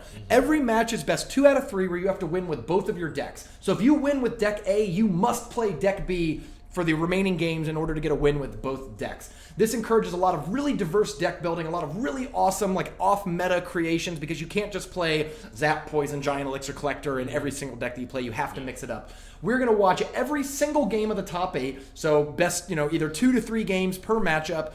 Do we have some? The games are starting right now, right? Or do we have any the finished games are rounds? starting right now. So we're gonna could wait. live spectate one of them. You want to live spectate? We could. Yeah, I think let's do it. Vizard might be the first one. We'll see. The next one that goes into live spectate, we'll pick it up. Okay, right when it starts, we'll grab it, and that'll be the first match that we watch. I mean, I'm really excited. The Clyde Patriots game is that's a game that could be the finals. You know what I mean? Obviously, it can't consider the top 8, but that could be a finals game, a very high profile finals game. We got one. Vizard versus Trainer Chris. Oh, we're coming right out of the gates with an A+ matchup. All right, so Rumham's character is Trainer Chris here. You're right. And I love that he's emoting. He's being a real human being by showing some emotion. A real human being. And Vizard is a people's champion. Vizard is someone who's really known for playing a lot of fast cycle elixir collector decks, playing someone who he runs Ice Spirit and Skeletons in a lot of his elixir collector decks in order in his Hog deck. Yeah, even in the Hog Rider deck to get a lot of them. So Mega Minion comes out for Trainer Chris. Oh, it looks like it's gonna be Giant Prince. I love Giant Prince, such a good deck. Oh, Mega Minion is going to come out on top for Vizard because the Giant is actually tagged on. Oh, and beautiful positioning on Musketeer. A big zap is going to take the Musketeer down, and I think that Giant is going to get burned. Man. And this is why Minions have their place in the match as opposed to Mega Minions, just for that scenario itself. Yeah, that's actually why a lot of Lava Hound decks play both, and it's really not an either-or thing, is you need the minions to distract against slow firing, things like Inferno Dragon and Inferno Tower get completely goofed up by minions, but the Mega Minion is good, I think, against pretty much everything else. Yeah. All right. Here we go. Can Mega Minion stop this Prince? Probably not alone, but with Ice Wizard, and the charge does hit! The difference between hitting that charge and not hitting that charge is huge, because now that Ice Wizard, which might do 300 damage on the counterattack, is really going to do nothing. Yeah. Especially once its guards fall, the Ice Wizard is just going to get plinked by the tower and taken down. No problem. Well, somebody's confettiing. So Chicken Bob is saying in chat, even though he fell short of the top 8, we did watch Chicken Bob's Inferno Dragon deck. It never lost. Wow. It was his other deck that lost twice. So if you are looking for an Inferno Dragon deck, go check out earlier in the previews Chicken Bob's deck. Yeah, that might be a good one to go with. I feel like Inferno Dragon is the perfect card for Chicken Bob as well, just by his play style and the decks that he likes to play. Inferno Dragon just seems like a great defense then offense card, and Chicken Bob loves his defense. The one thing about the live spectating is we usually don't get to do the match previews and stuff for this first game, but here we are. Vizard is... we know now that he's got a Giant Prince deck. Yes. This is a pretty standard, I wouldn't say it's a pretty standard meta deck now. I think the Mega Minion has just slotted right into a lot of those decks very effectively. Unfortunately, it looks like his Musketeer is going to walk ahead. So the big thing, there's the poison. That's what I was going to comment on is... weird poison, unless he's doing that. He's doing that to... He's trying to mind game. He both put the poison on the right side and the Mega Minion, which is a heavy tell. That's why Trainer Chris put the Inferno Tower on the left side. Got it. What that means, though, is the Giant moves to the Inferno Tower much quicker. Oh, I see what you're saying. Yeah, it's like a spatial thing. He's blocking it out. Yep. Unfortunately, not able to get that push through, but we'll look at the cycle. They're in double elixir time. So 3 collectors out, too. Oh, yes, that's the big thing, is that Trainer Chris has been able to stick to the collector plan, whereas Vizard has really tried to go for it, and those pushes haven't been really successful at all. I mean, there's over 1,500 damage left on Trainer Chris's tower. So in that unfortunate gap there, Trainer Chris has been able to get a huge elixir advantage and pretty much is going to try to parlay that into a win. Now, even though there's no damage really on Vizard's tower yet, we got 2.5 minutes of double elixir time in order to push that through. That's more than a full game's worth of elixir left. Yep. Now finally he's a tied in Vizard's seat, and he actually chooses to play a collector, so he's going to try to match. He's going to try to match the collector game. And just look at that, though. Even though Vizard's tower were perfect, just like that, he's now behind in damage and behind in elixir. Yes. The game can change very, very quickly, and it's difficult because Vizard has to spend maybe another 2 minutes catching back up to the lead that Trainer Chris has built himself across the first 2 minutes of the game. We've seen this in some games, too, where I think Vizard might be better off playing the elixir collectors doubled up on the right side just to force those poisons on the other side. I mean, it can be really bad because they'll still sometimes take that happy elixir trade, but at least it forces a choice there. That elixir collector on the left side was just easy bait, really, for the minor poison push. Ooh, and again with that Musketeer positioning, Vizard seems to like to use that, and it actually avoids a poison. There we go. He's able to take down the and the Inferno second Tower. Giant's coming in, so even if there's it's really slow though. The Inferno Tower is going to pop up again. No. And the Ice Spirit doesn't jump. Doesn't jump across the river. Doesn't do that. Ice Spirit, please. He did zap it though. He was able to zap it. Well, All right, helped that reset giant it. is pretty healthy, but he's going to be able to look how Look at that. slow that giant is. It's the Oh double my Ice God. Wizard because the Ice Wizard and the Inferno Tower together bumped up, and the Miner retargeted the Musketeer, so that second Ice Wizard's still alive and still shooting. And so, even though Vizard did not do any damage in that push, what he has done is pull the Elixir game back into his seat. You're right. Trader Chris only just got to double Elixir Collector, and now Vizard has the opportunity to match, but it looks like Vizard, with 1 minute left in the game, he might have made the conscious decision, I'm going to try to go for the win now. Yeah, like I don't even know. This game could theoretically go to a draw. I mean, there's a minute left. No. He needs to cycle the Inferno Tower, and there was no Ice Wizard slowing down the giant, so it might be too close. One punch. Just one. Oh, one punch. Oh. Never been so happy about one punch. But this shows what an expert Miner Inferno deck looks like. I've tried to play these decks on the ladder. I'm terrible at these Miner Inferno. I can't do it, right? But you can see here, Trainer Chris is just really showing off. Left side like, Inferno. oh, the left side Inferno, and the poison's hitting all of it. I don't think he's going to be able to get another Inferno in time, but if he can get any damage in with this Prince or anything, he might be able to get that other Inferno down for the Vizard win. should be trying to focus on poisoning. Poison. You only need maybe yeah. a little bit. Maybe one giant push, but the giant's not going to get there. There's too much stuff there. It might be a draw. Is this a draw? I think it's a draw. I think so. Oh, no. And at this point, I think you'd call the draw better for Trainer Chris. I think early on, you would have never really seen this. So, guys, this is worth mentioning what their draw rules are. More poison. We are not going to replay. So to recap everyone on our Super Magical Cup rules, draws are not replayed. So that means game 1 of their match is a draw. Yes. They will play game 2 of their match. Both can choose whatever decks they want. No deck is eliminated. Mm-hmm. If they go to, say, like a second draw, and then Trainer Chris wins game 3, it's over, right? Like that's you win one win, 2 draws. That's the best of 3 matchup. Mm-hmm. If they both win a game, so if like Chris wins the next game and then Vizard wins the 3rd game, we go to a sudden death game 4, where the first tower down is automatically the end of the matchup. Yes. We don't replay draws, and the reason we don't do that is because we don't want a situation like that where it goes like draw, then draw, then draw, then draw. Like at some point the match has to end. Mm-hmm. So what we do is basically we do the best of 3. The draws just counts as one of them, and then if we need to go to a sudden death match, we do it. If the sudden death game ends in a draw, whoever has the lower single tower hit point loses. So in that situation, if that was the sudden death game and it ended in a draw, Trainer Chris would have lost because he had a single tower that was at like 200 health, whereas the other player had more health in their towers. All right. Waiting on Trainer Chris and Vizard to start up again. And I think they're they're probably thinking they're taking a break. They're walking in circles, maybe, and stretching out. How many tournament draws have you seen? I think that's probably like the 3rd. Very few. Very, very few. I would say I was really worried when we originally wrote these rules that we were talking about were originated for the Season 1 championship, and it's because we were worried about seeing a lot of draws. But I've been shocked that even though Miner Inferno, these really grindy defensive control decks, are very popular, very rarely go to draws. I agree that in the top 8, I think we've maybe seen 2 draws all season in top 8 matchups, and often it didn't matter because like one player would win games 2 and 3 or something like that. Or would win game 1, draw, and then win game 3, something like that. All right. We're back in it. Now the question is, are they going to be playing the same decks? Yeah, did they mix it up at all?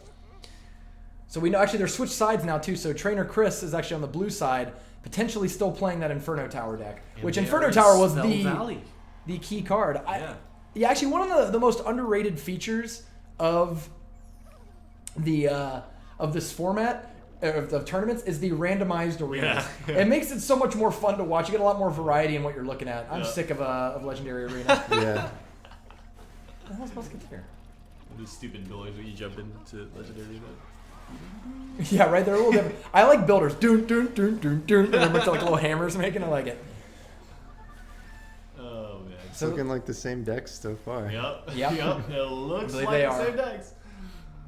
So I think the key here then is probably the Prince versus the Inferno Tower, because we know how the sort of grindy Giant versus Inferno Tower goes. It never works, right? Like both players just sort of throw Elixir away. No one actually gets there. Yeah. If Vizard can land a Prince on the Inferno Tower, done, right? Like you're in real trouble. I think if Vizard can learn from last game, it's to never quit the Collector thing. Yes, like, I think definitely that put him far behind. Yeah.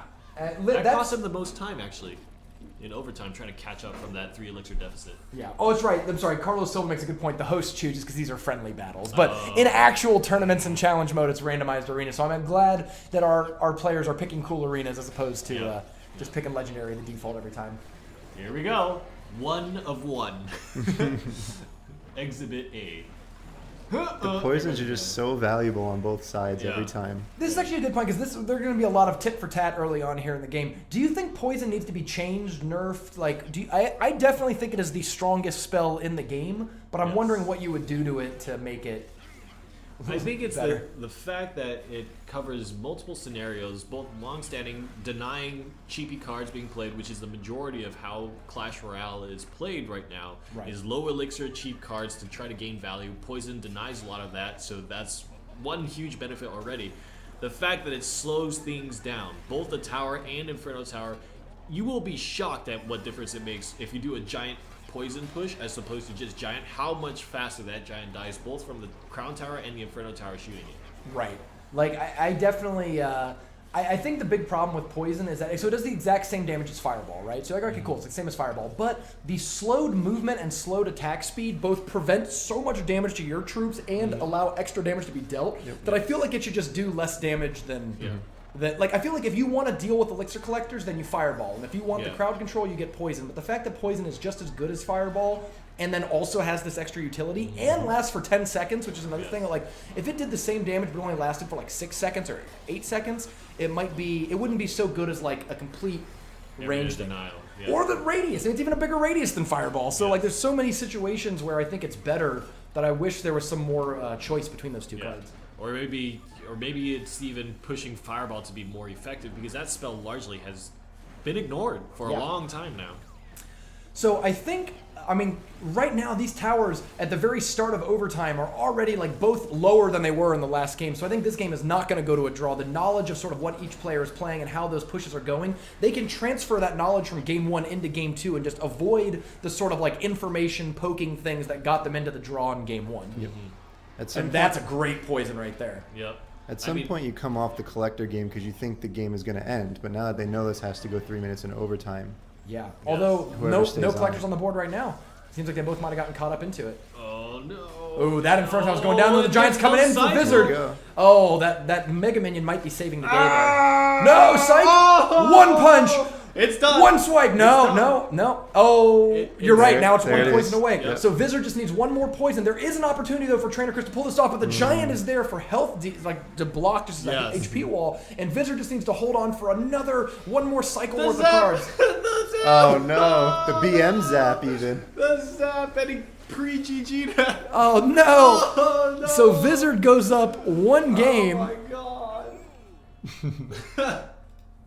It looks like we're not able to modify stream bracket right now. Oopsies. Oh, here we go. Now I can. Yeah, Cool. got it. So Vizard. Oh wait, nope, doesn't win the match. Oops, like.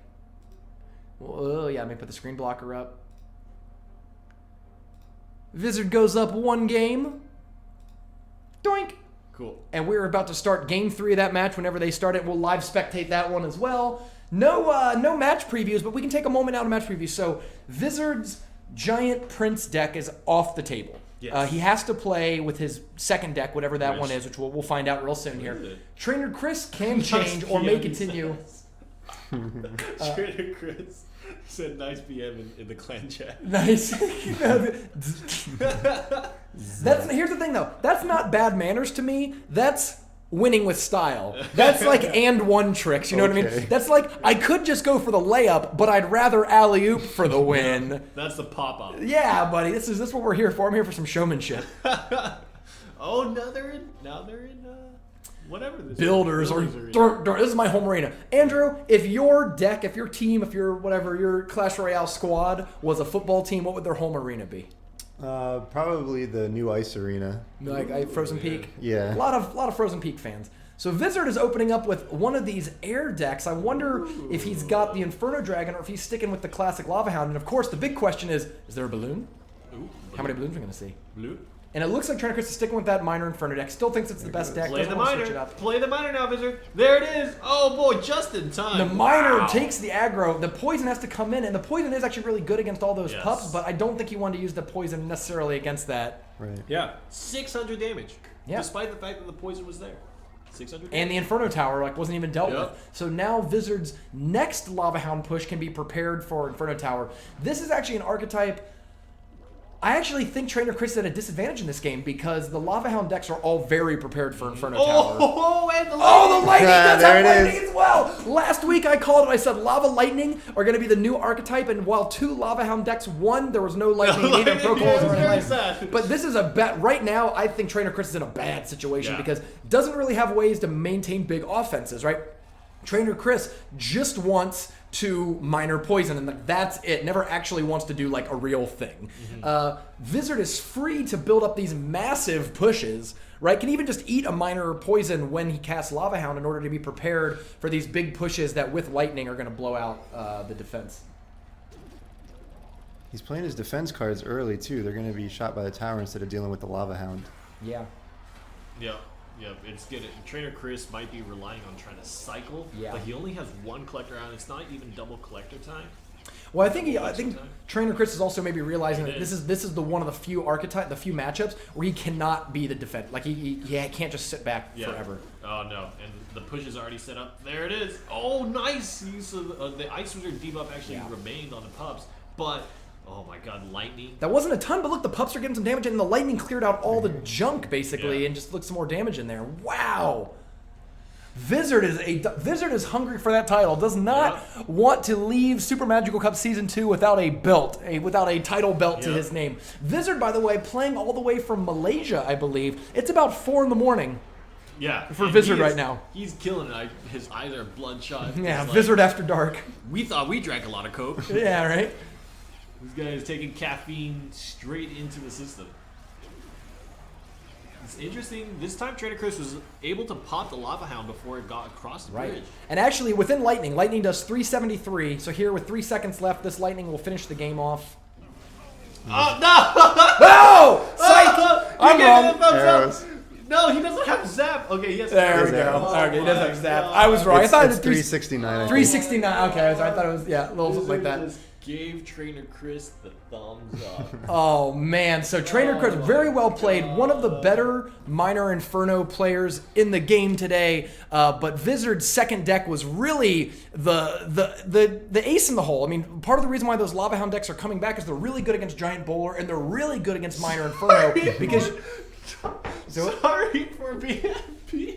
He lightninged the King Tower at the end, which if you think a zap at the end is an alley-oop, that was an alley-oop that breaks the backboard. Yeah, that's Shaq. That's like rookie year Shaq, just shattering backboards everywhere. Oh my God, for the people who didn't see Vizard at the end put out a match request that said, sorry for the BM, smiley face, peace. Oh my God. Vizard's a good dude. I like Vizard. So you're going to actually be able to see, I think, all these players, Trainer Chris and Vizard, are both going to, I think, locked for the championship in 2 weeks on October 15th. So we might even see a grudge match rematch of Vizard versus Trainer Chris next week. If you like these matches like Vizard versus Trainer Chris and Clyde versus Patriots, definitely are going to want to check out the championship on October 15th, because we're going to have the top 16 players from the leaderboard grouped into groups of 4 where they have to play round robin within the group. So the first 3 rounds are going to be like, for example, Vizard versus Trainer Chris, Vizard versus Clyde, Vizard versus Patriots, Clyde versus Patriots, you know what I mean? Yeah. And only 2 people from each group of 4 can advance into the top 8. So that is a great, if you haven't yet, go back and watch the Season 1 championship. I won't spoil who wins, but he's in this top 8. The Season 1 championship had some of the best matches we've ever seen. So many big name players against each other. It was awesome to watch. Yeah. So October 15th, clear your schedule. Tell your wife, sell your kids. Must be there. Can't miss it. All right, what are we watching for game 2, Rainey? Or match 2. Take a look. Vizard Trainer Chris has wrapped up. Pro Cole Flint. Here we go, for the Flint. next round. So Pro Cole is playing the same deck he played last week, which is the Mirror Lava Hound deck, where he actually mirrors Fireball, Tombstone, and Mega Minion most predominantly. And then, of course, you sometimes even have the Mirror Baby Dragon for the situations where that's really good. So let's take a moment to talk about Lava Hound for a second. Since in Super Magical Cup, the first big Lava Hound player was Pompeo. Pompeo came right. to the Super Magical Cup and demonstrated this is how you play Lava Hound. But since then, Pompeo has actually taken a step back in the Super Magical Cup. We haven't seen him play in a long time. Yeah. And that was way back in Season 1. Clyde actually in Season 1 came behind Pompeo's shoes and started bringing up Lava Hound on his own. That's and right. Played Lava Hound He played really Lava well. Poison. If you remember, Pompeo's Lava Hound deck didn't run Poison, and Clyde won his very first Super Magical Cup or top 8'd or something like that. The first time he came to prominence in our tournament was with a giant Poison deck and a Lava Hound Poison deck, and we named him the Prince of Poison at that point because that was one of the cards he duplicated. Actually, Clyde won Super Magical Cup number 2 of Season 2 this season with the first time that we actually saw Lava Hound Minor in combination. And now that has become the sort of default way to play Lava Hound is with Minor in order to really be there for the Lava Pup. So now here we have sort of the progeny of Clyde's deck building. 2 Lava Hound Minor decks going up against each other, but with very different supporting cards. Flint has the double minions and the Inferno Tower to defend, whereas Procol is going with tougher individual units and, of course, Tombstone and Mirror to really help outplay the opponent. So Who do you think has the question advantage is, here? Who will be the next Lava Hound master? There can only be one. What do you think, Andrew? What do you got here with what's key in these two decks? The differences. I think Flint has the opportunity to switch over to a minor and minion push if it turns out he's not able to get any of these Lava Hounds through. Whereas if I look over at Procol, he's really all about getting that Lava Hound in. Yeah, definitely. I think the Inferno Tower is probably and that Inferno key Tower here. is there, right? Because Procol doesn't have lightning or minions to distract it. He's going to have to kind of use like fireballs, miners, that sort of stuff. I'm excited to see this Lava Hound duel. Most ridiculous Lava Hound duel. Yes. Mirror, though. Mirror Fireball? Level 3 epics for Flint. Flint is rocking a level 3 poison, by the way. Mirror Lava Hound. Mirror Makes some Lava Hound. strong pups. Yeah, Let's that's see a it. level 2 Lava Hound. Yeah. So Procol both open up with Lava Hound. So right away we've got the Lava duel. Yes. Flint actually is in a pretty good position here too because no arrows in Procol's deck. So those minion hordes are probably going to be really good. Yeah. But then again, double Baby Dragon is going to wreck a minion heavy assault. All right. Play your first Baby Dragon. It looks like he's waiting to get For a the good Lava shot Hound to on him. clear. Yeah. With And then minor. now the Baby Dragon's going to support. Oh, he's going to go back. Actually, that's unfortunate because you really So wanted there. minor. Oh, there's Now? a minus. Oh, the timing was a little bit awkward. But it is going to let 3 Lava Pups, or 4 Lava Pups even, out of the 6, get some damage in there. Oh, but the level 3 trade for guards too for Flint. I didn't know he had level 3 guards as well. But actually, Flint got the better of that exchange, getting that tower down to triple digits, while Procol was focused on trying to get his Baby Dragon caught up. He sort of got caught behind. The minion horde cleaned out the Baby Dragon, and it was able to help follow up on the Lava Hound. Yeah. All right. Well, that's the first bash, and Flint is going to be pretty confident with that line of play.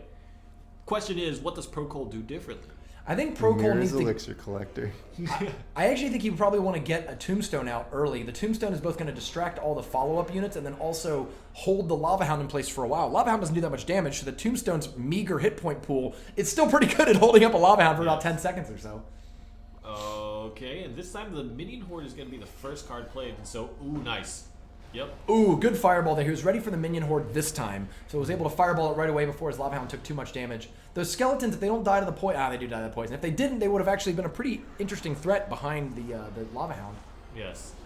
Pups do just chipping damage this time, and it looks like Flint is Miner's actually gonna going to earn the first tower. The Miner did the great work of turning around the Baby Dragon and actually keeping the Baby Dragon splash from targeting all of those Oh, all no. those no. pups. No, Oh, no, no, ooh, no, not not where you like want to put that. that collector. All right. It looks like Procol's getting beat up right now. Yeah, Procol definitely, he's going up against a Lava Hound deck that seems much more suited at fighting other Lava Hound decks. Yes. Procol might have had the advantage last week of sort of being the surprise deck, but this week Lava Hound is not sneaking up on anyone. What's that poison doing? Killing both the collector and getting rid of the Tombstone to make the Lava Oh, Hound. and get the skeletons Yeah. coming out afterwards. Yep. So that the Inferno Tower does Ooh, not get distracted. mirrored Baby Dragon there does the good work But, oh, and actually Oh, some... no. This is kind of a big That's the push. tower. That tower is going to go down, but unfortunately the fireball was just a little too early, and the pups didn't get caught as well. But he does tie it up, so let's not count Procol out yet. He could play Lava Hound in the middle right now. Oh, he does! Oh, no. Oh, that's the first time that we saw the mirrored baby dragon, and look how good it was against all this minion-heavy defense. I wonder if he'd be looking to do it again here, trying to save up and get another baby dragon out. The level 5 Doesn't. baby dragon is still sitting there tanking the tower. Wow. It actually got so much value. Yes.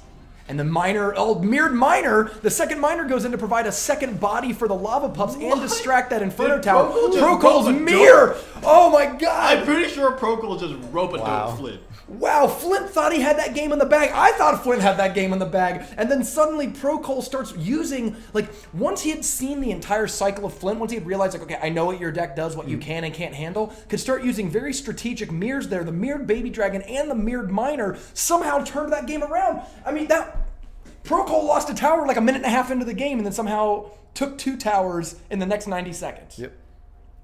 Very impressive turnaround by Procol there.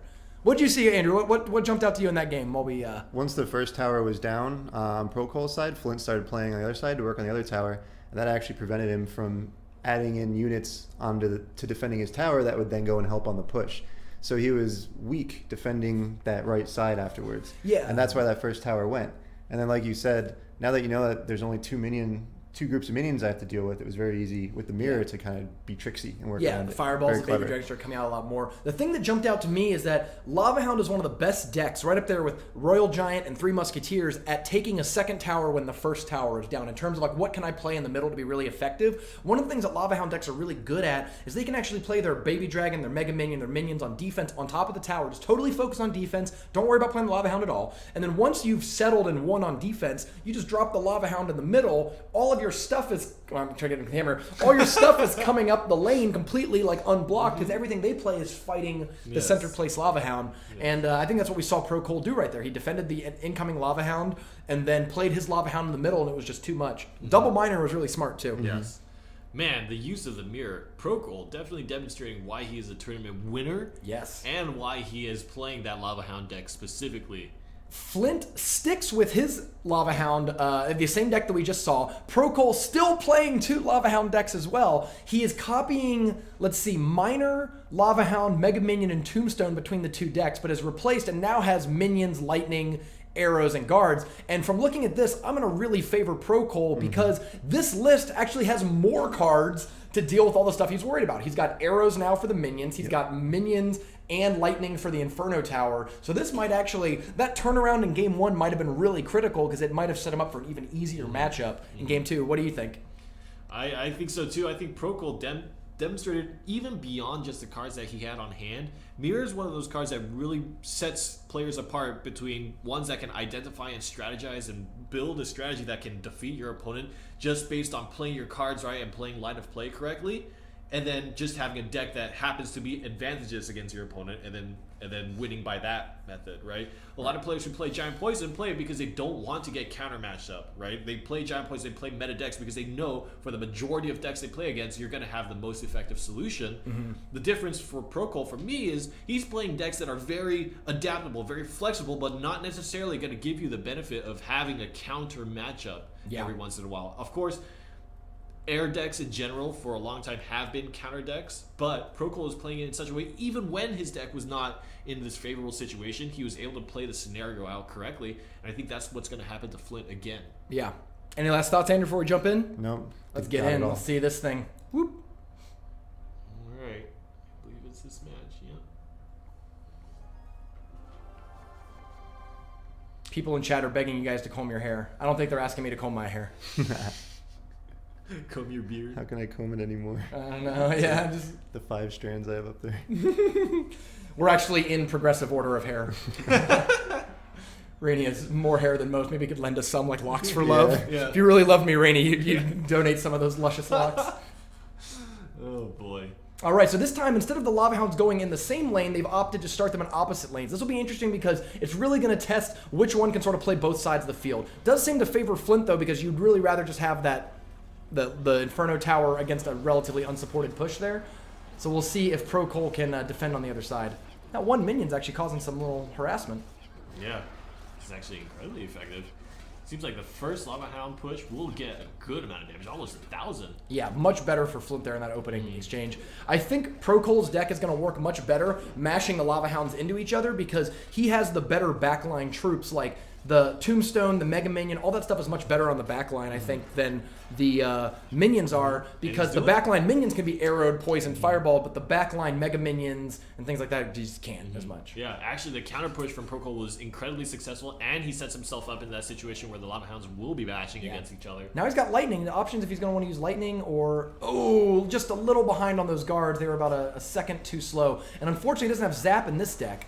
So he's not going to be able to reset it as easily. He's going to have to go for those big the lightning sort of pushes. He could have lightning instead of playing that Mega Minion, and it would have reset the tower, put it on the guards. Yeah. Wow, Procol identified that he was in Elixir Advantage, which he just used Zap. He also, the opponent just used Zap. So with the Zap just recently coming out of the hand, what a better time to throw down your 3 Elixir minions. Opportunistic, man. Yes. That's what I was talking about with mirror players who play mirror decks. They're opportunistic. They know how to identify weaknesses, and Procol expertly did that. Yeah, Mirror is one of those cards. In order to take the most advantage of Mirror, you need to find a situation where you're not so worried about the Elixir advantage, but you're worried about them being out of cycle. So, like, I don't really care if double Mega Minions costs a little more. If your Musketeer's in the opposite lane, I'm willing to overspend because I'm going to get that big advantage right there. And here we go. I think this is the situation the Procol wants to be in. He wants his backline Mega Minions outside of a poison. There it is. Cleaning up. And there's the, that's right. Wow, the Emperor Tower just disappeared. Yes. I think the thing is that if it's just the Lava Hound alone, it's not enough damage. You sort of need some other support there, and the guards are able to do that. Wow! Arrows take out minions and Mega Minion. The miner shows up. The one Lava Pup finishes off the tower with 20 seconds left. There is room for Flint to take this in the last tower, but not if he's just going to poison and zap it. He really needs to get in there with some sort of damage. So there's the miner. Good. And I don't Does connect. Good miner placement. Yeah. He needs one more poison, but there's not enough time. I think he would have been better off doing the minor poison. I mean, he just did poison, then zap, then minor. Yeah. If he could somehow get the minor poison in there, kill the guards as well, zap a little bit, slow down the tower while, maybe, but I think unfortunately that was a very bad deck matchup for Flint. He had a much better chance at winning game 1 and getting that deck out. Like, because if you win, there's sort of the advantage of like, well, I can't play the deck anymore, but there's also the advantage that anything that this deck is weak to, I don't have to deal with it anymore. I get to play my other deck. And Flint kind of got bummed out there because Procol's second deck was significantly better against Flint's deck that he had to win with. That's what happens when you lose a favorable matchup. Right? Yeah. Man. Yes. Procol advances. Moving on. Magikarp for the win. In chat, this is Flint. In chat says, it was fun. This was my first SMC qualifier because I'm always busy. Procol 3-crowned me in the qualifier. I'm happy it didn't go that badly when they met again in the top 8. Thanks for playing, Flint. Enjoy. You definitely earned Super Magical Cup points and a little bit of YouTube fame. You can check out your game on YouTube at YouTube/Super Magical Cup. It's so check us out. Magikarp for the win. Magikarp for the win is in chat is Flint in good performance by Flint. Very good performance. performance. The top 8 is not easy. It's not easy in any sense of the word. And going up against Procol, a Super Magical Cup winner, going up against any Super Magical Cup winner is not. No, never easy. And Procol advances the second member of the top 4. Let's watch level 99 Turtwig data and save that delicious Clyde Patriots matchup for last. That's you gotta make people wait for that one. The Clash of Champions. Yeah, exactly. Like it's very rare that we get 2 former winners bumping into each other like before the finals. So that's a really good situation to have that. But here we go. Level 99 of Silent against Turtwig data of Reddit Alpha. And we have, level 99 representing that P.E.K.K.A. 3 Musketeers that we saw a little earlier. I'll go ahead and just put P.E.K.K.A. up for this one already. Turtwig data, Mirror Rocket deck. Let's talk about this. It's a little different than the one we saw a few weeks ago. So it's interesting that when we were watching group play, we saw Turtwig lose with this spell cycle deck, but obviously he was able to win with it after that. So he found a situation where it could win because as per our double deck format, you have to win with both of your decks to move on. So this spell cycle deck has turned out a win despite the fact that it has lost before in a matchup. So thinking about it that way, Turtwig data must have some kind of method of readjusting his line of play. This deck must be more flexible than it appears on screen, right? Because I think a lot of people see spell cycle decks, and if an opponent can survive the spell cycle, they kind of tune out in their minds like, I'm never going to beat this deck with spell cycle. Turtwig has somehow made that happen. And that, I think, is one of the most amazing qualities about Turtwig data playing crossbow, playing spell cycle, playing siege, is that somehow he seems to figure out a way to make it work. Yeah, I think. Oh man, looking at this, I would normally say that the weakness of spell cycle decks are usually these big super duper, but like if I can put 25 elixir in a lane, you ain't spell cycling your way out of that. But in this situation, because the deck relies so heavily on Three Musketeers, I'm worried about Turtwig's ability to like Fireball, Mirror Fireball, Log, Fire. I mean, there's a lot of anti-Three Musketeer cards in that deck, even though he doesn't have Bowler, which is normally a card that Three Musketeer decks are really afraid of. Even without Bowler, I think it's still in pretty good shape. Andrew, anything jump out to you about this matchup? As much as I would love to see Rockets hitting the Three Musketeers, it's like my favorite card interaction ever. I want to point out that a mirrored Fireball is like the cheapest way to kill Three Musketeers. Yeah, if there's ever a situation where maybe I don't know what sort of push of Turtwig data would actually like generate all Three Musketeers in the same lane, but there might be a situation where Turtwig like fireballs level 99's Elixir Collector, and then level 99 goes, haha, like Yep, now's my chance. Three Musketeers all in the same lane, and then you're just like mirror Fireball and wipe them out 5 for 9. That would be a 4 Elixir swing that if happens, I think Turtwig can probably run away with the match at that point. It'll at least give him a rocket. Yeah. Yeah. The big thing that's interesting to me is we saw Darth Jar Jar playing a very similar deck, and one of the big weaknesses of P.E.K.K.A. Three Musketeers, if you have chibi cards pushing across, you don't have an efficient answer to it, you just kind of need to take the damage. Turtwig Data's deck obviously does not have that kind of thing. The damage is the same no matter what, right? It's just the damage of the spells. Let's see if he's gonna hit the King Tower. Yep. Yep. I was almost. He does. I almost wonder if that's it's a purposeful strategy. yeah, Like, yeah. let's say that like 3 minutes into the game, he's shot rockets at 3 of those collectors, but hasn't actually touched the sides that much. Maybe this deck could go for a very late overtime 3 crown. I'm not really sure if it could or not, but Yeah. something to think about. At some point, it will make level 99 question where to put that Elixir Collector if they get into a stalemate. Chicken Bob lost to Turtwig Data in a Rocket Cycle mirror match in the top 16, and now Chicken Bob is rooting for his Rocket Cycle buddy to do that. Great use of the Fire Spirits there to stop that minor push. I mean, really, all of the effectiveness of that minor push is coming from the minions and not from the minor. Unfortunately, that P.E.K.K.A.'s... Oh, actually... There you go. Huh. Where'd that happen? What happened to the Ice Spirit? What happened to that log? The log didn't do Did it anything. jump over? Did it jump over the mirror log? the log. Oh, and he gets one hit after all that. What happened? Wait, did the Ice Spirit leap over? Like I think it did. It would have killed the Ice Spirit, but because the Ice Spirit was already in the start of its jump animation, Yeah, I it think like that's leaped what over happened. it. He also got the King Tower with that Fireball, so he's definitely hitting it on purpose. Yeah.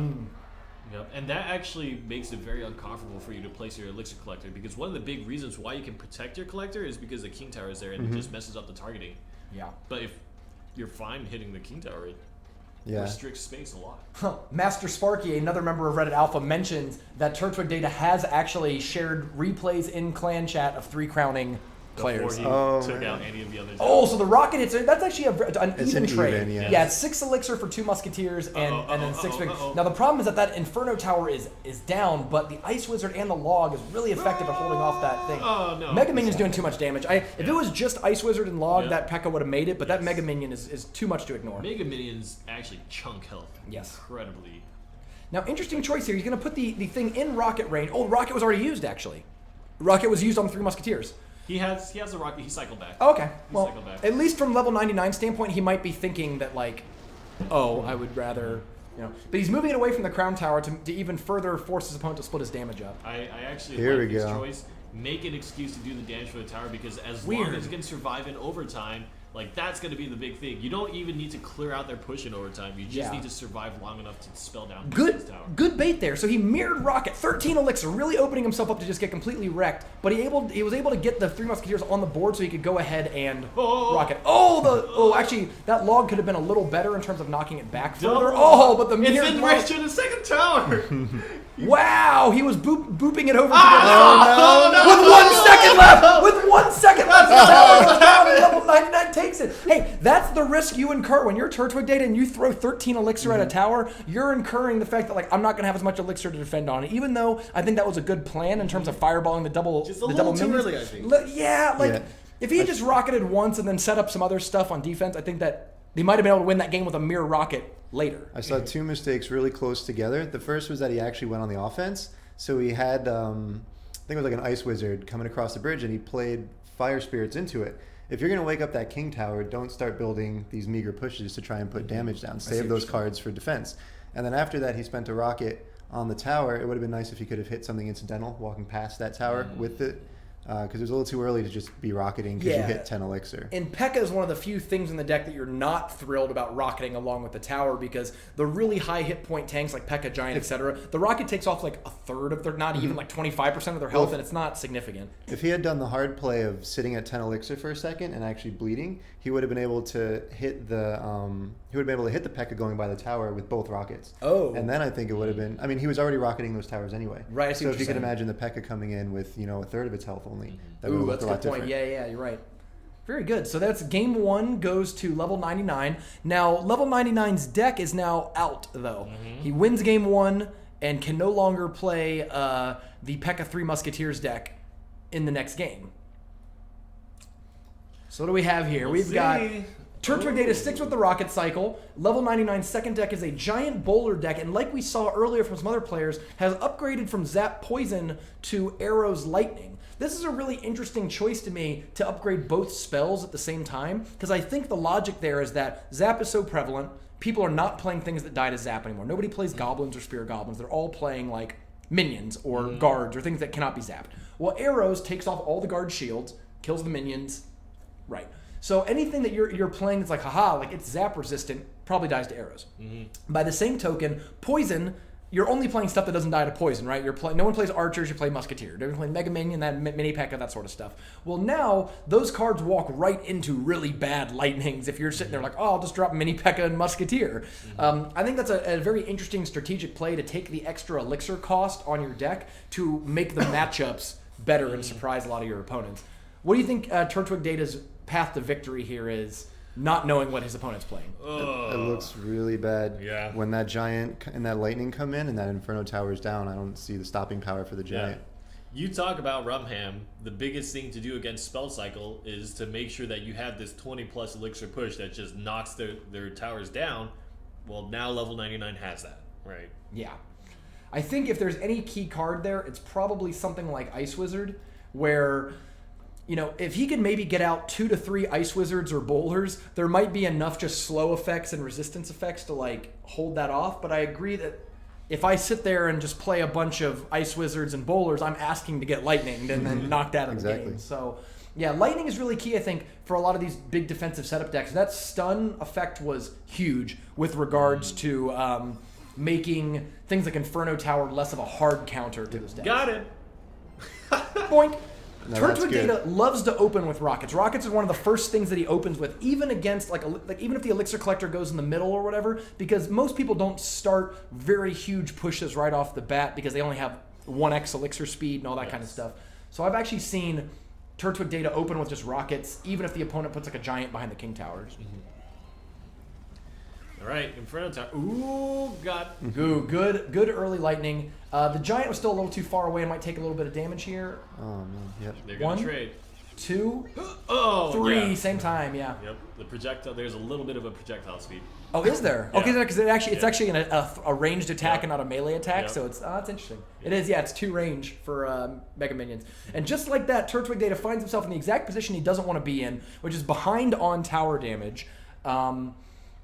I think mirrored fire spirits aren't bad. Was that skeletons, I believe, that he played in order to block them? Yeah. That's a 1 for 3 trade, by the way, It's for level interesting 99. that it's not just one fire spirit that jumps on the skeleton, it's all 3 of them. Yeah. Well, actually, if you play just a single like Ice Spirit, only 1 Fire Spirit jumps. It's that each Fire Spirit tries to target a different skeleton, and that's why they all jump at the same time. Yeah. Because there's that pre-targeting thing. Oh, another good lightning. Didn't hit the tower that time though, which is really unfortunate. Unfortunately, I think level 99... Double helicopter! Uh-oh. Level 99 really needs, some more damage, in this case the Mega Minion, in order to catch up. In that case, that single Mega Minion, even though it was getting Ice Wizard doesn't do enough damage to really to stop it from protecting that giant. Wow. Twig isn't defending well enough to have extra elixir to cast his rockets and stuff. Yep. Yeah, and this is going to hurt. I mean, that's 6 elixir that you're not going to... That giant is free, basically. This giant is free for level 99. So Twig Data has to figure out a way. That basically bought level 99 to lightning, right? If you think about it in terms of elixir spend. Yeah. I don't really like playing that Ice Wizard way off to the side there. Whoa, big one. I think that might have been better right by the river, simply for the sake of being able to start shooting the Inferno Tower right away. Right? Yes. But this Inferno Towers for Twig are actually doing, whoa, good rocket! The Inferno Towers are doing a really good job at keeping off. I don't know if there's another, there's not Inferno, there's one coming up now, so you might be able to stop this push still. But the Infernos of Twigs have been a great job. The Giants haven't even gotten close to the tower. The problem has actually been level 99's Lightning just stacking up. Yep. Now he's only a lightning away.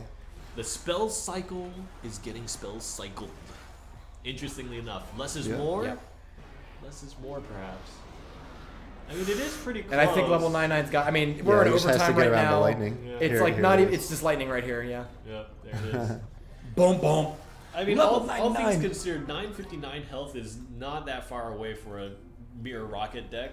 Because it's a simple mirror rocket. Yeah. You just have to find the time. Yeah. I think the big problem is that so many. I think when the rocket cycle decks of Chicken Bob and Turtwig Data first came out and really surprised a lot of people, it took a while for people to learn how to adjust their elixir collector play, when to start, almost like giving easy rockets on the other side. There's times where you basically want to give juicy rockets on the higher health tower, and you can force the spell cycle player into splitting their damage up between king, left, and right crown tower, that even if they would have spell cycled out a single tower, the only hit point that matters is the last hit point, and it's all spread out across everyone else. But I think what's hurting even more is that so many people are playing beatdowns, and these tanks are just horrible targets for incidental rockets coming by. That's a good point. You want to be winging a tower. Let's say you're playing Trifecta.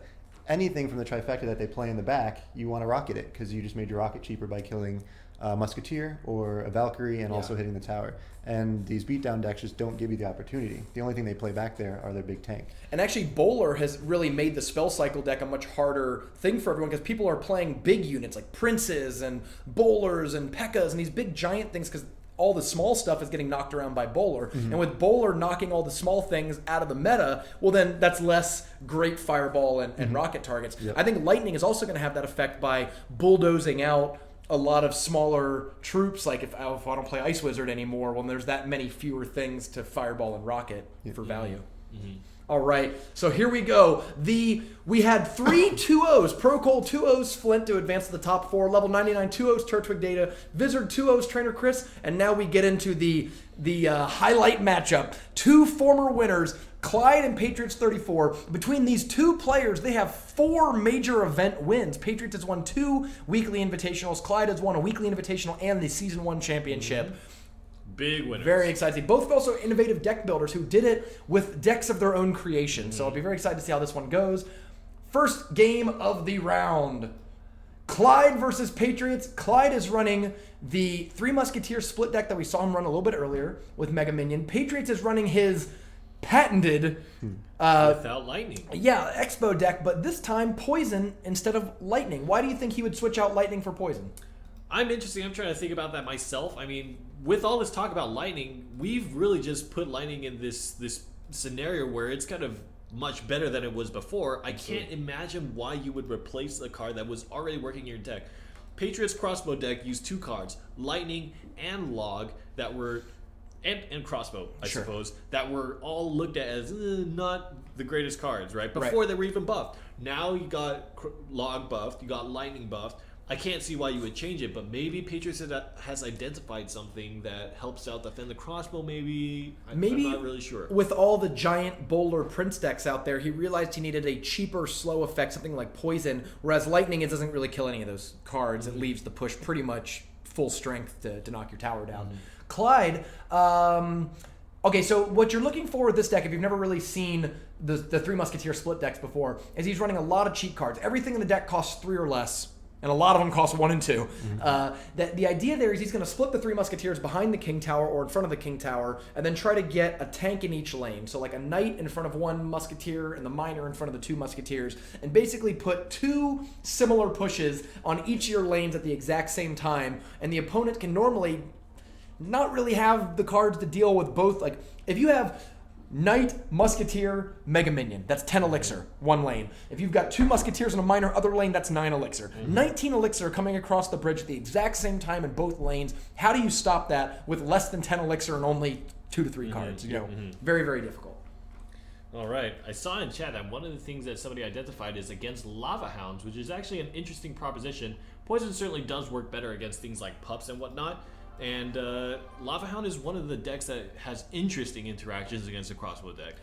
Kind of double-edged sword where, well, you can't really killing the Lava Hound effectively, but the crossbow, you can't tank the crossbow. Yeah, the advantage of siege decks right now in the metagame is that so many people are playing big tanks in the back or playing elixir collectors that those are great opportunities for you to drop an Expo or a mortar right at the river. Great fire spirits to predict the early dropping of the guards, and just like that, the Mega Minion tears it up with very, very little damage on the tower. Well, anyways, so yeah, you're right. Lava Hound is actually, even though it's got a good matchup against Giant Bowler and a good matchup against these Minor Inferno decks, terrible matchup against Expo and Mortar decks, because when you put 7 Elixir in the back, people can drop their Expos and get a lot of damage on your tower every single time. It's almost impossible to play the Lava Hound safely.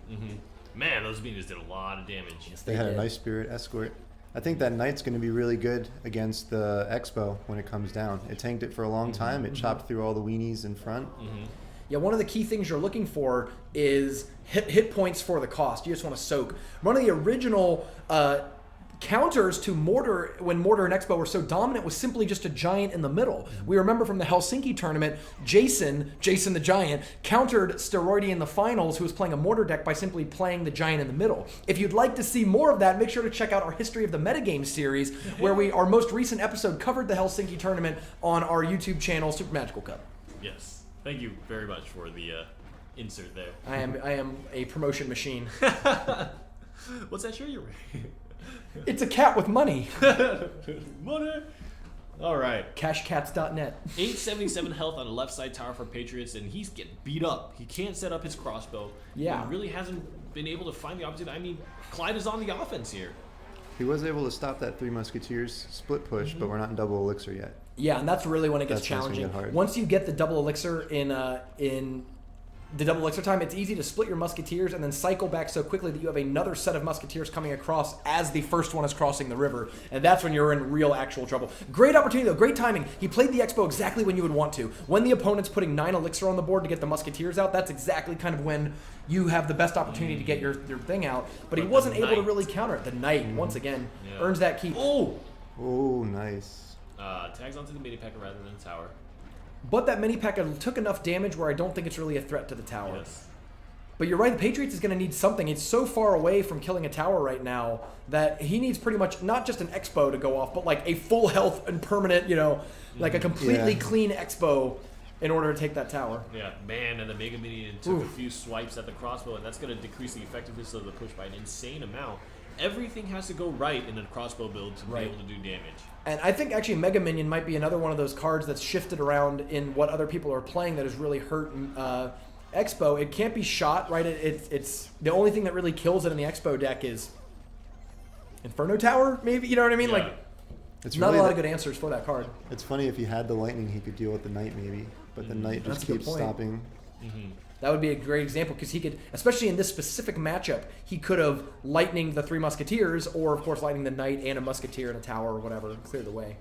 Unfortunately, though, I think Patriots knows the jig is up. Yeah. The jig is up. He tags on. There's actually, now that I think about it, there's actually no spells in, I mean, there's only zap. He could zap twice if he really wanted to. And actually, if I'm Clyde, I might just go ahead and zap twice. Just twice. Just do it. I don't think there's anything close to a tower falling down here. Yeah. Man. Patriots 34. There's the zap so the question is, for the will win. Patriots stay on the deck? Yeah, it's right. So Clyde's 3 Musketeer deck is out. Cannot be played for the rest of the round. Patriots has the option to stick with his Expo deck or switch to his other deck, whatever his other deck actually ends up being. I like watching Expo games because it's kind of like those Sherlock Holmes like slow motion fights where you're just like, and I'll block here, and then I'll come here, and then I'll come here. And whoever ends up on top there is who ends up winning the encounter. And you only need to win that once with Expo to take a tower down. Yes. But that Knight made sure every time that Clyde came out on top. So here we go. Let me switch to the sides for him real fast. Clyde is going with... The hell is this? All right, let me get this thing set up here. Patriots is playing his Expo deck still, but what is this deck that Clyde is playing? I've never seen this before. It's like a triple legendary deck with a bunch of air support and a lightning. What do you see here? A lot of minions, a lot of damage. He's basically got air in terms of damage. So minor minion horde gets taken to the extreme, where it's now minor, mega minion horde, whatever you can throw, whatever is in your cycle. And it really just seems like he's going to rely on the sturdiness of Princess Ice Wizard as a combination, and then use Ice Spirit as a cycle and a good 1 elixir card, then play minor plus any assortment of minions to try to do damage. Yeah, so Clyde in chat saying this is his blue deck. Every card in the deck is blue, and that's how he built it. I don't believe that. I think he's playing a little Robo-Dope. If I had to guess what this deck does, it uses its really strong air cards, right? The minor, the minion variants, all the triple minions, right? And then you have minor to make a counter push out of anything, and then of course you have the lightning. Minor lightning can be really strong because if you go to minor their elixir collector and they drop like a mini P.E.K.K.A. or a Valkyrie to defend, you can just lightning the collector, tower, and Valkyrie and be like, oh, hooray! So I think that will be probably what we'd like to look for. Is sort of minor lightning is one package of offense. Another package of offense is defending with the air units and then countering with either the minor or the Ice Wizard tanking. Princess is a card we haven't seen a lot of today, and I think would be good against all these air decks, but it's sort of a weird matchup against Patriots deck because the Expo can reach further than the Princess and just kill it right away. And this time around, it looks like Patriots has a lot more tools for that, like Expo Judo we were just talking about. Like if Clyde's going to answer with all these minions, well, he's got both Fire Spirits to deal with it. He's got poison. It's a good point, though. Yeah, if he comes in on the ground, the log can push him away, and the guards can get in front. The lightning might be really strong too, though, because you could lightning the Expo and the tower. I think it does like half damage to the. No, it does full of the Expo. No, I mean half. Half of the Expo's damage. Yeah. So it still kicks around for another 1,000 damage or so. All right. That's true. Clyde is also a free-to-play player. Worth mentioning. Still free-to-play. Despite winning hundreds of dollars from us, has opted to spend it all on himself and his girlfriend, and not on more cards. Ooh, great last-minute block there. The Ice Wizard actually jumped in front of the Princess to guard the Princess for a few shots. The Expo's about to lock on. But there you go. That half-health Expo can do a decent amount of damage. Great poison there to react. It's going to stop, really, the entire minion horde from doing any damage. And the guards caught the miner. So no damage on that tower. That's right. Great there. We're going to go ahead and get the Princess before it shoots once. Log, I mean, that was the original thing when Log came out that people were excited about. Princess was all over the place, one of the most dominantly played cards in the game. And one of the things everyone were happy about was like, oh, I wish there was a way to counter Princess for less than 3 elixir. The big problem with Princess is that everything that kills her either involves you taking damage or spending more elixir until the Log was released. Yes. It's super important for the meta, too. It really changes it a lot. Because Princess is still, even with the Log existing, is, right. Ooh. So those Fire Spirits come in, but that Mega Minion, again, is proving to be such a good counter to the Expo. There's not a lot of things in Patriots' deck to be able to deal with that. I almost think that Patriots' deck wants, like, Musketeer, because you can play it behind the Expo, and it reaches in front of the Expo to shoot whatever's there. Or Archers. Yeah. Archers have a little bit short of a range, though, which might make that slightly less effective. But I agree. Like, you almost want something to stand behind and shoot all the junk that comes up first. I'm just thinking cheap so you can get those spirits good call. in front. All right. Well, Patriots has found much more success than in the last match. And Clyde, I feel like, hasn't shown the true fury of the minion mauling. Yeah. Oh, the Fire Spirits didn't get to jump. Yeah, they got shot a little first. So they got frozen, and deployed both slow. Ice Spirits and Fire Spirits are incredibly vulnerable to the deploy time. They take a second before they deploy, and then there's a quick second before they kind of do their jump or move. So if you can get that damage in there in about that second and a half from summon to jump, you can just kill them before they do anything. Here it comes. This is a big one. But I think they're all going to pop to the poison. And really, I mean, the only damage Clyde has been able to do is with Princess. Crossbow gets set up. Ice Wizard cross the bridge, and I think the Ice Spirit's going to jump on the guards. Oh, my. Ooh, wow. That unfortunate, the preemptive minion horde there getting predicted by the poison. That might be it. That actually might be the deciding factor here because, actually, here comes Mega Minion. Oh, and the Ice Spirit doesn't go. If that Ice Spirit would have jumped, I think that would have been enough. But unfortunately, the Ice Spirit got killed by the Mega Minion during that 1 second that we were just talking about, and it got it close. If there was still, again, we mentioned if there's lightning in this deck, we might actually have a better shot. I think we need to see a poison come down there, though. Opts not to poison instead. And actually, I think the Fire Spirits was a much better play than the poison. I was wrong there. I thought he could have poisoned, but he got away with just as effective of a defense with less time. All right, he needs to figure out a way to push this Ice Wizard out of the area. And it looks like it will take it does log on. Oh, and that's really close. Poison time. Poison's done, yeah. So if he can just win the game here. So Patriots ties it up. Wow. We are going to a Game 3, the first Game 3 of the top 8 this week, as Patriots takes Game 2 from Clyde with his trusty, rusty Expo deck. Whew, I don't have that much faith in the minion horde spam deck. It's not spell baity enough. It has a lot of good targets to use spells on, but it's not baiting it. It's just like, that's good. You know? It's good to use the spells on that. So this is the first match that we'll actually have seen in the top 8 where we see both players' alternate decks. So Patriots can no longer play the Expo deck as he's already won with it. Clyde cannot play his original Three Musketeers deck. So what are their alternate decks?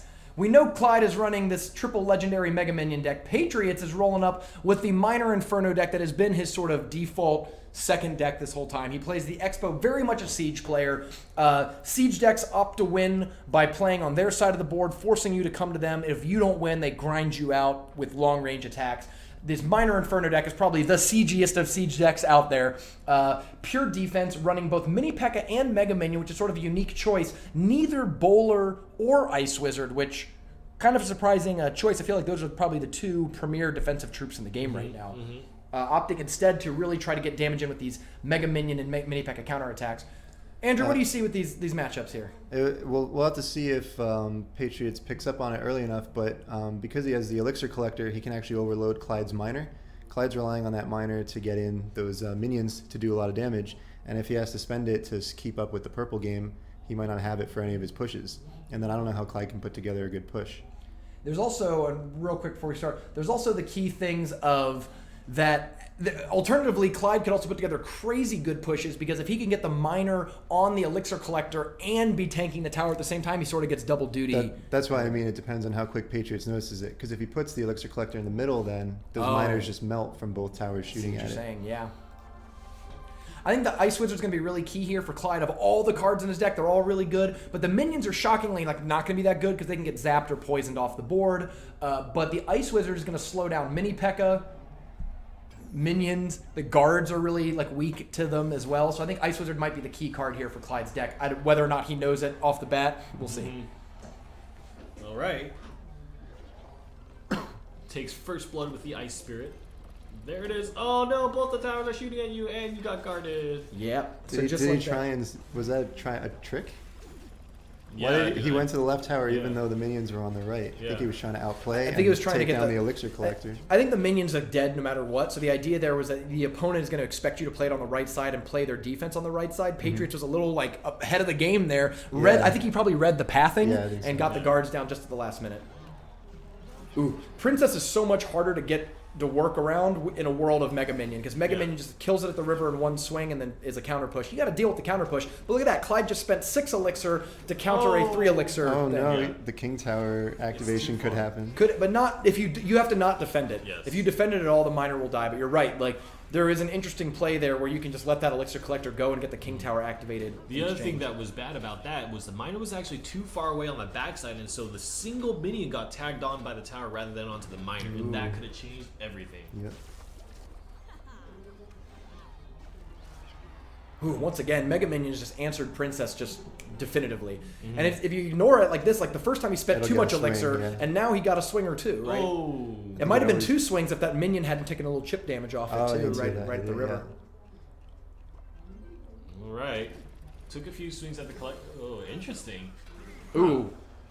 Unfortunately, those guards are going to come in and probably do a good amount of damage there because the Ice Wizard is not a fast killer of anything. Yeah. Decent.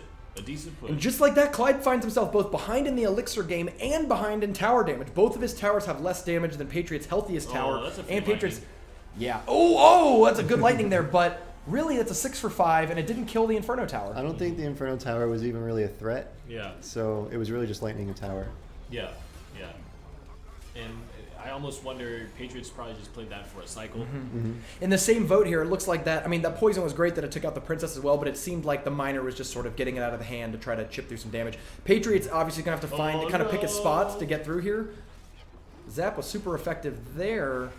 That little health Mega Minion. The fact that Mega Minion one-hits minions, if the Mega Minion can get sort of a tempo advantage, like the minions are distracted on something else, the Mega Minion just goes whack, whack, whack, and takes out even the Horde pretty quickly. Ooh, that was a tough lightning, because remember, lightning goes after the biggest thing. Yes. And it's hard to hit the Elixir Collectors when the towers and the King Tower block in the way there.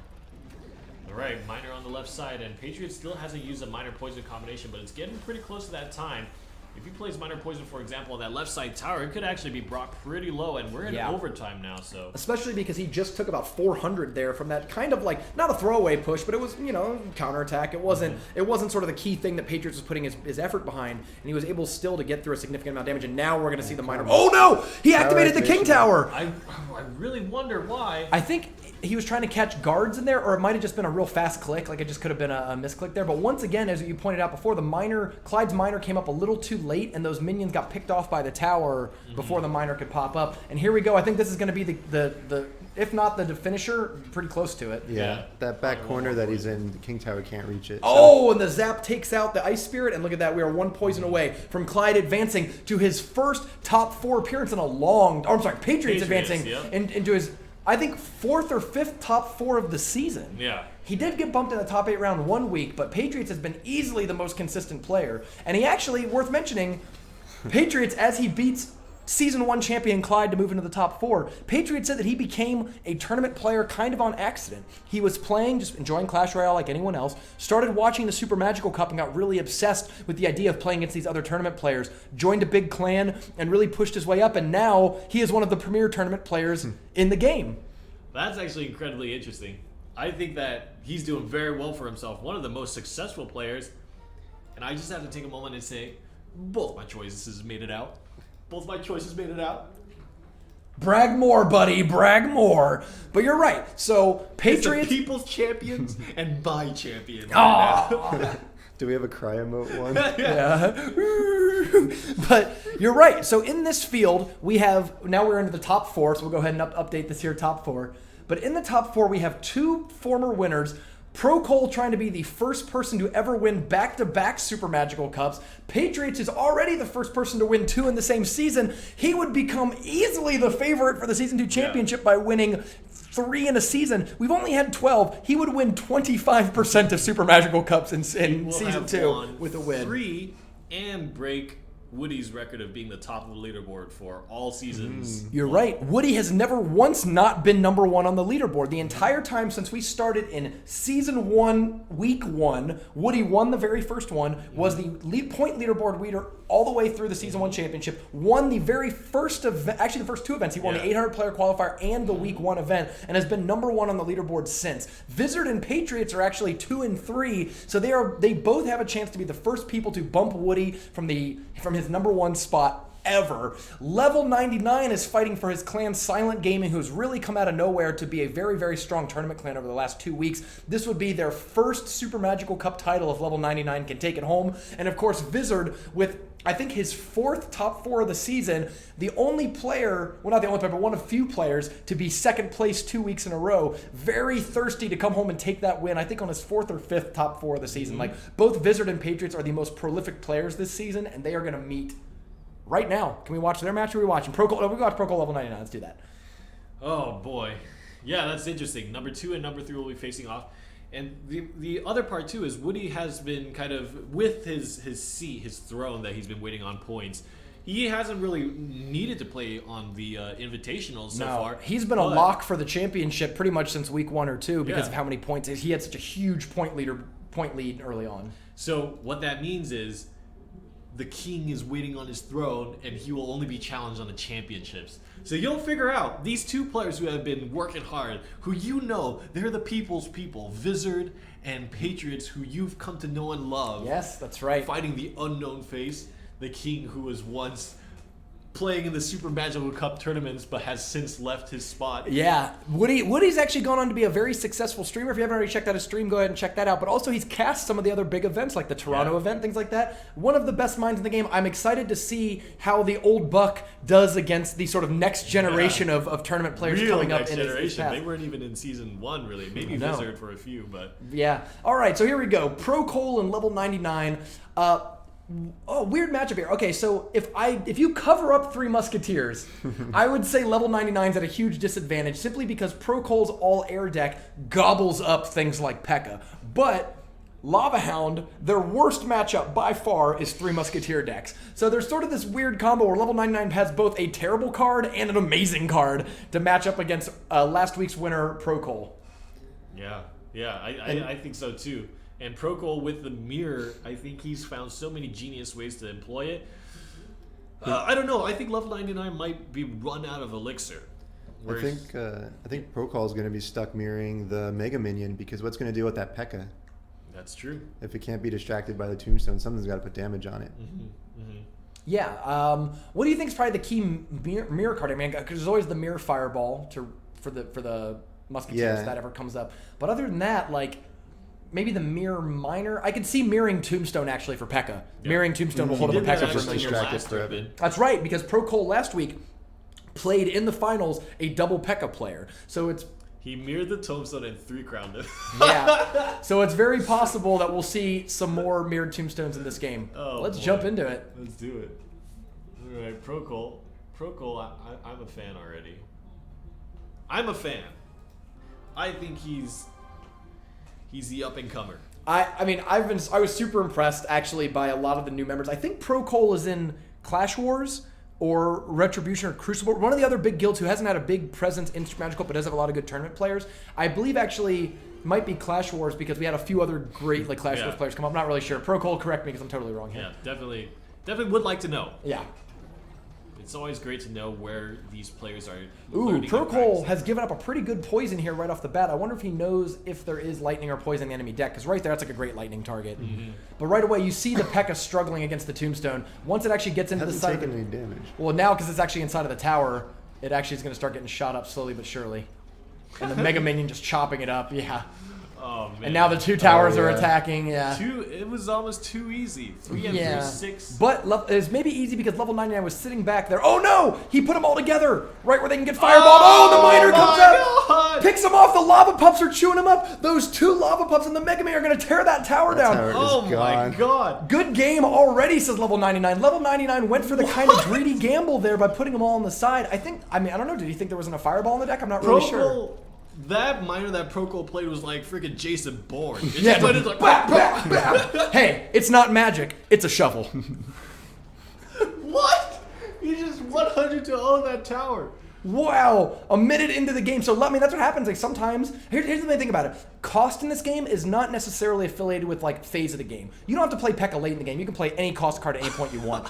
Level 99 went for a 9 elixir gamble very early in the game, and his bluff got called. Let's see what happens again here. They're spread out a little more, so it's not going to be as easy to fireball. I actually really like the spread where they're kind of in a little firing line. Yeah. But that fireball still does a pretty good work there, hurting them.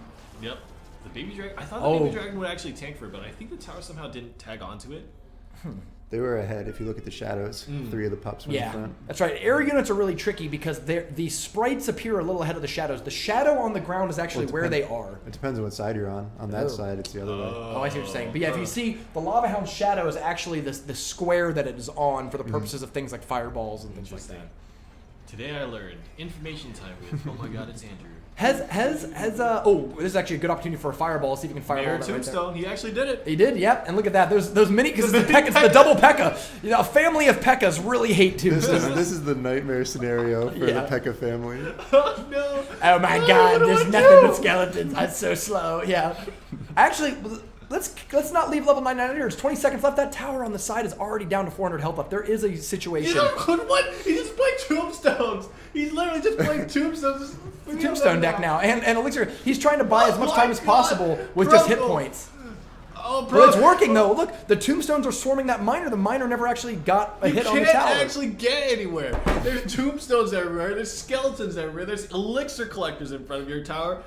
Procol perhaps playing the most insane games that I've ever seen successfully. It's almost like it's not even fair. Procol's like kicking babies. Level 99's probably kicking himself for not having like more miners and lightnings and poisons and stuff in that deck, because that's the exact sort of situation where poison's just like, oh good, you'd like to put an elixir collector and tombstone in front of your tower, like all right, but yeah, didn't have a lot of opportunities there to use those spells. Now here's the down. So Procol, speedy to the win, but at the downside now is that Procol will not have the ability to use that deck a second time. Has to run with the second Lava Hound deck and try to steal a win with that one. Now this is the Lava Lightning deck that we saw earlier, and level 99 switches up to his other deck. Didn't have to, but opts to. And this looks like a much tougher matchup actually for Procol than the first game because these giant bowler pushes are pretty hard to deal with. Things like Tombstone are not nearly as good because the bowler just Takes it all out. knocks out all the skeletons.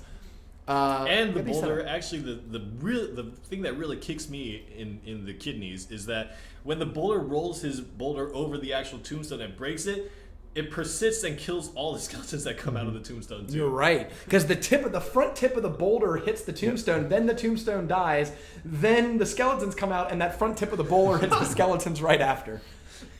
We'll keep the Lava Hound up there for Procol. So Procol running double Lava Hounds. It was good enough to win last week. Is it good enough for a repeat performance? He is only one game away from reaching the finals again on back-to-back weeks. Back-to-back, but the curse is the curse. I don't know.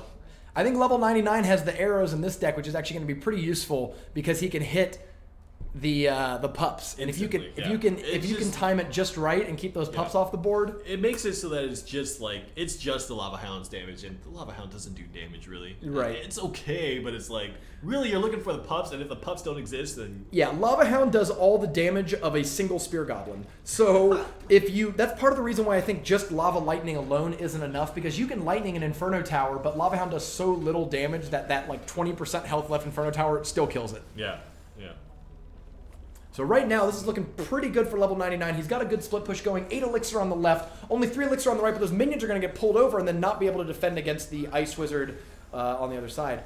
Oh, wow. The lightning comes in! Oh, my God, that was a lightning. That was a lightning right there, ladies and gentlemen. Oh, my God. And I think he's going to get the tower. The wizard was unfortunately on the tower. Right, the Ice Wizard locked onto the tower, prevented that. If the Ice Wizard cleaned up those skeletons, I agree, tower gone. Yep. But it showed just how little damage the skeletons do compared to the huge health point of the Giant, because the Giant was able just to punch through a bunch of damage. One thing I really liked about level 99's play there is he held off on playing the bowler. He played the Ice Spirit instead. He had the Elixir to play the bowler, but he held off because he knew Mega Minion. Right. The air unit was the thing that was going to hurt him. Level 99 takes the tower. That was a really smart play there. He had just finished a Giant push. Procol tried to sneak a Lava Hound in. When he played Lava Hound, only down to 3 Elixir or less, right? Mm-hmm. And that's when level 99 came in with a 9 Elixir push of his own. He played Giant, Skeletons, Mega Minion, and that was able to kill the meager defensive guards and push through the remaining damage on the tower. But of course, he gets knocked back into the King Tower and activates it.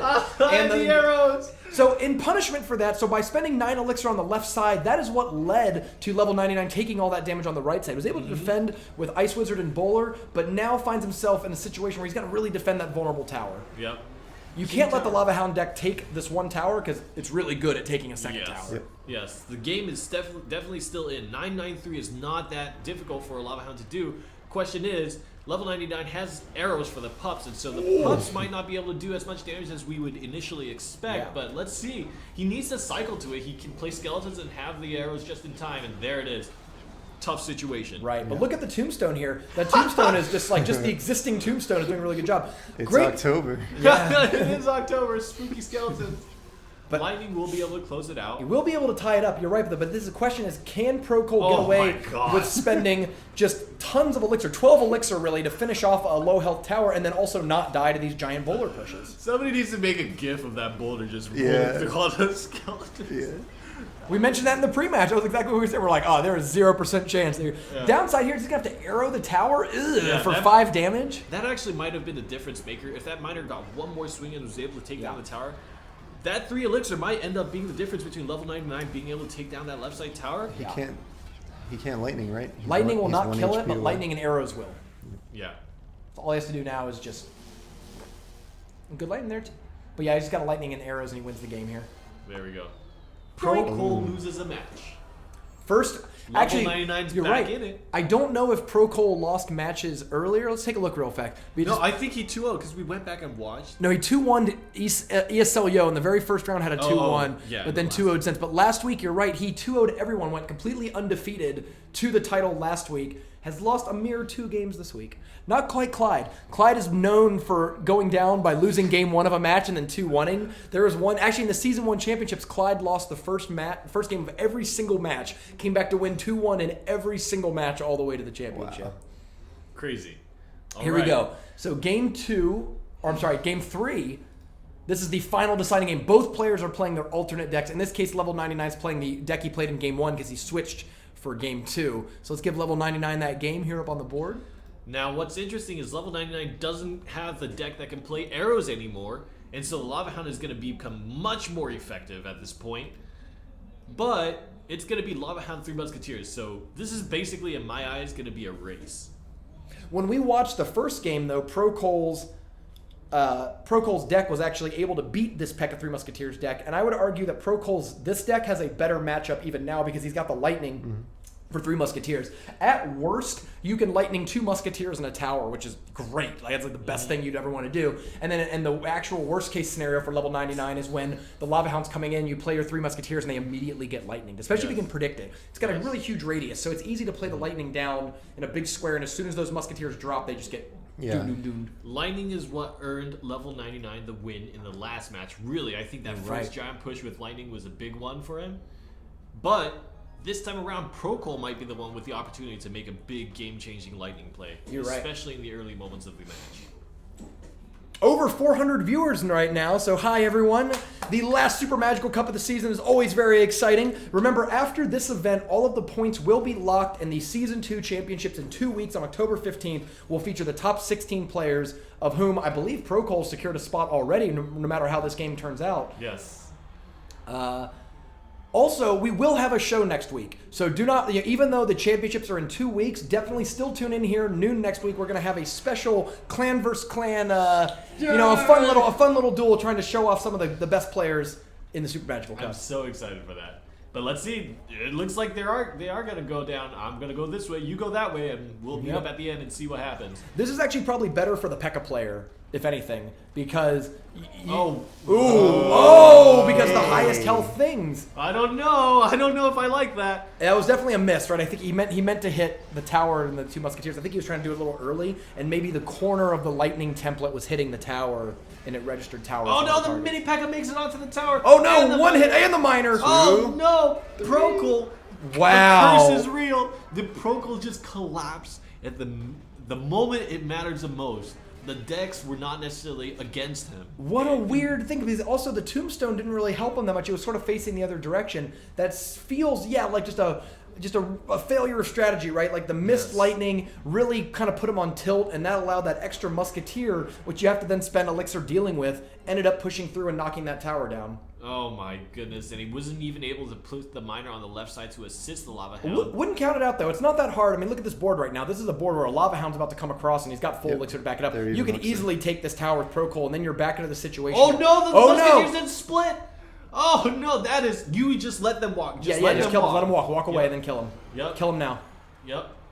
Or maybe he's waiting. He's just going to put elixir to the push and then do lightning once he's done assisting his That push. was a whiff of an arrows, but it wasn't the worst whiff ever, because you see the skeletons are actually catching up. Oh wow, the Lava Hound's in a weird position. The Lava Hound actually has a range to it, and if you notice, the King Tower is only attacking the skeletons on the ground and not the Lava Hound, because the Lava Hound's just a little further away. Oh, it's that P.E.K.K.A distracted the pups, too.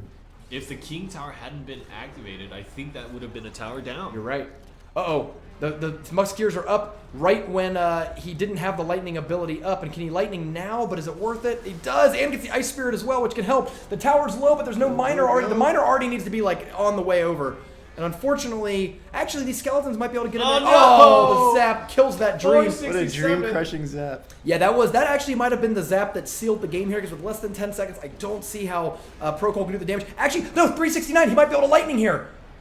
Ah! Lightning's like 350 or something. Oh my god! 2 spells. I think he could have done it. I think maybe it's 364, 363. It might have been a little short, but I think he needed 2 spells. He needed 2 spells. Yeah. I think he could have tied it up, but here's the thing, even if he did tie it up, he would be at elixir disadvantage. Yeah, and you already had minions and musketeer coming down on your tower, and you're against a 3 musketeer deck that can just drop all 3 in the middle. So if you lightning that tower, you're just going to get 3 musketeer to the middle and probably lose there. The curse continues. Level 99, a member of Silent moves on to the finals, hoping to claim their first Super Magical Cup title of the season. Oh, my first place pick dropped out, but really, really good games from level 99.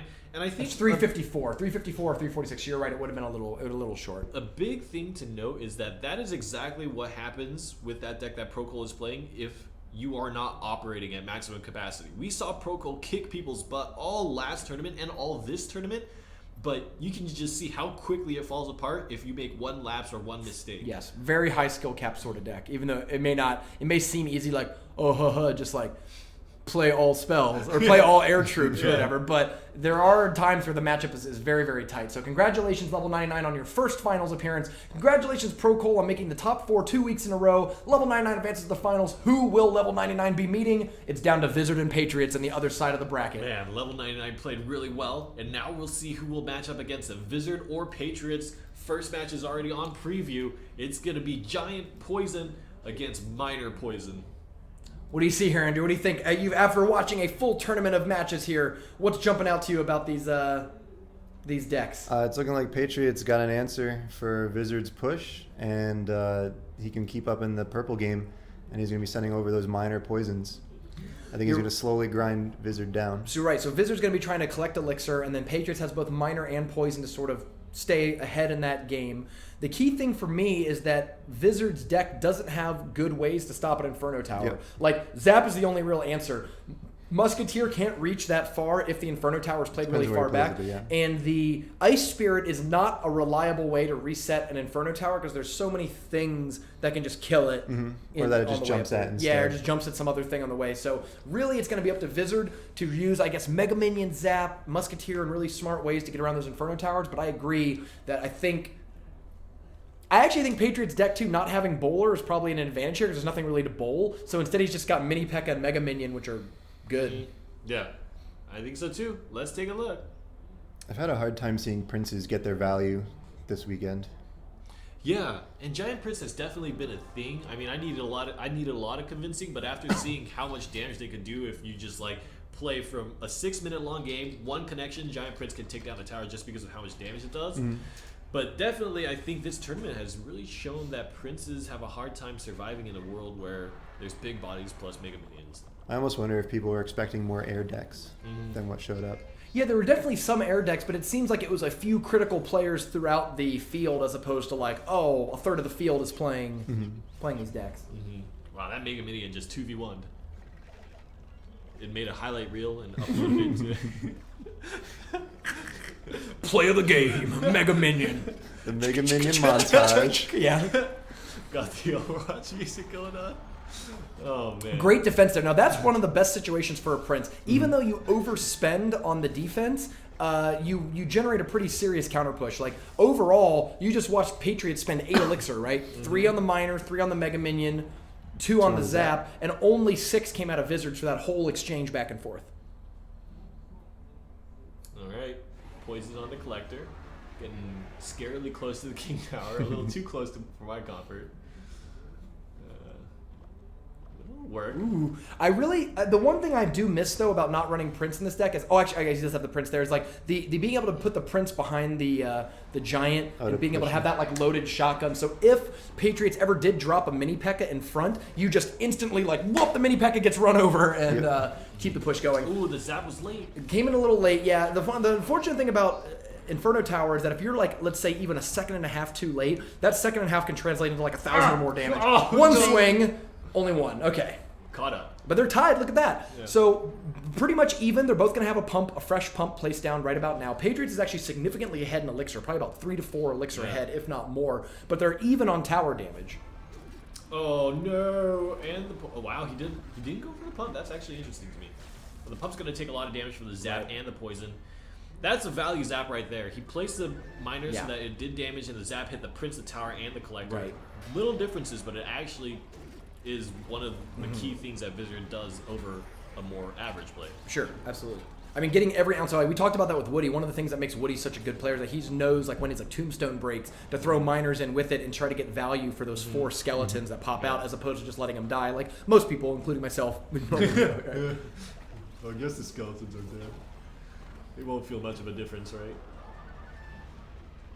Oh. He didn't even support that Giant. Yeah. Just let it die. Ooh.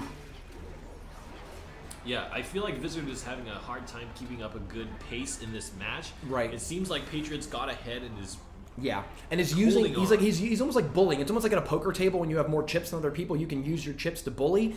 Patriots, kind of as Andrew predicted in the pre-match, it got ahead in Elixir early and is using that Elixir advantage to harass the Elixir collectors and keep Vizard from ever really catching up. Vizard is obligated to use his poisons on the enemy collectors, but that's allowing Patriots to keep rotating where they at. Look, both those towers are at equal tower health, and part of the reason why is that it's just poisons, 2 poisons here, 2 poisons there, 2 poisons there. Whereas Patriots is able to consistently work down one tower. He has 2 tools, like you mentioned. He can poison one tower, minor the other, and still work towards an eventual win. Wow, yeah, and just constantly harassing with minor poison. Yep. Great placement, by the way. Patriots is doing a good job of roping it around, moving it in different situations so that Prince didn't just block it like it did the last time. Inferno Tower tags onto the Prince, but now there's going to be a Mega Minion. Ooh, and he's got the zap ready. He's got a zap. Yep, that's a good time. And this push might actually do a ton. Is looking like a good push. Great placement on the poison, though, because that's going to kill, I believe, the Musketeer and the Medic. Gets distracted, and it's Here slowed comes down. number 2. The second Giant's coming in. Is the Inferno back up? He almost has it back. Patriots does. Yeah, the Mini P.E.K.K.A is actually going to clean that up. I think. 1 punch. 2 punches. Oh, no. And now the game is a lot closer. But, I mean, just like that, Vizard was able to take ahead. He fell behind in the pump game, right? Like, he doesn't have the pump out anymore. Chip damage. Vizard was hoping that Ice Spirit would have made it because any little bit. Yes. Ice Spirit, zap, poison. Just an Ice Spirit and a poison. You actually don't need the zap. Ice Spirit does about 100 damage, so it would have been almost. Oh no! Oh no! And there we go. We're deep in overtime, and I think he does zap. He zaps the. Oh my god! But the poison's gonna take it down unless that was the last tick. Patriots takes game 1 of the top 4 after a game that he was in control of most of the game. Almost lost it there in the end. Vizard had a very successful push that got around the Inferno Tower and was almost able to push that damage. Just fell a little short. But that deck now, Patriots cannot play his minor Inferno deck for the rest of the match. He has to win 1 game out of the next 2 maybe against Vizard with his Expo deck, and more importantly, Vizard knows it's an Expo deck, right? So from the very first card played, he can play around that idea and not try to give too many openings to the Expo player. Yeah. And having a Giant is kind of a big tool against crossbow because you have all the time in the world to set up your counterattack on the crossbow. There's not much that your opponent can do aside from blocking on an Inferno Tower, Inferno Dragon now, I suppose, to make sure that that Giant goes down quickly enough. And so Vizard will have a lot of space, a lot of freedom to use his Giant plus Mega Minion and slot them in however he sees fit to take down that crossbow.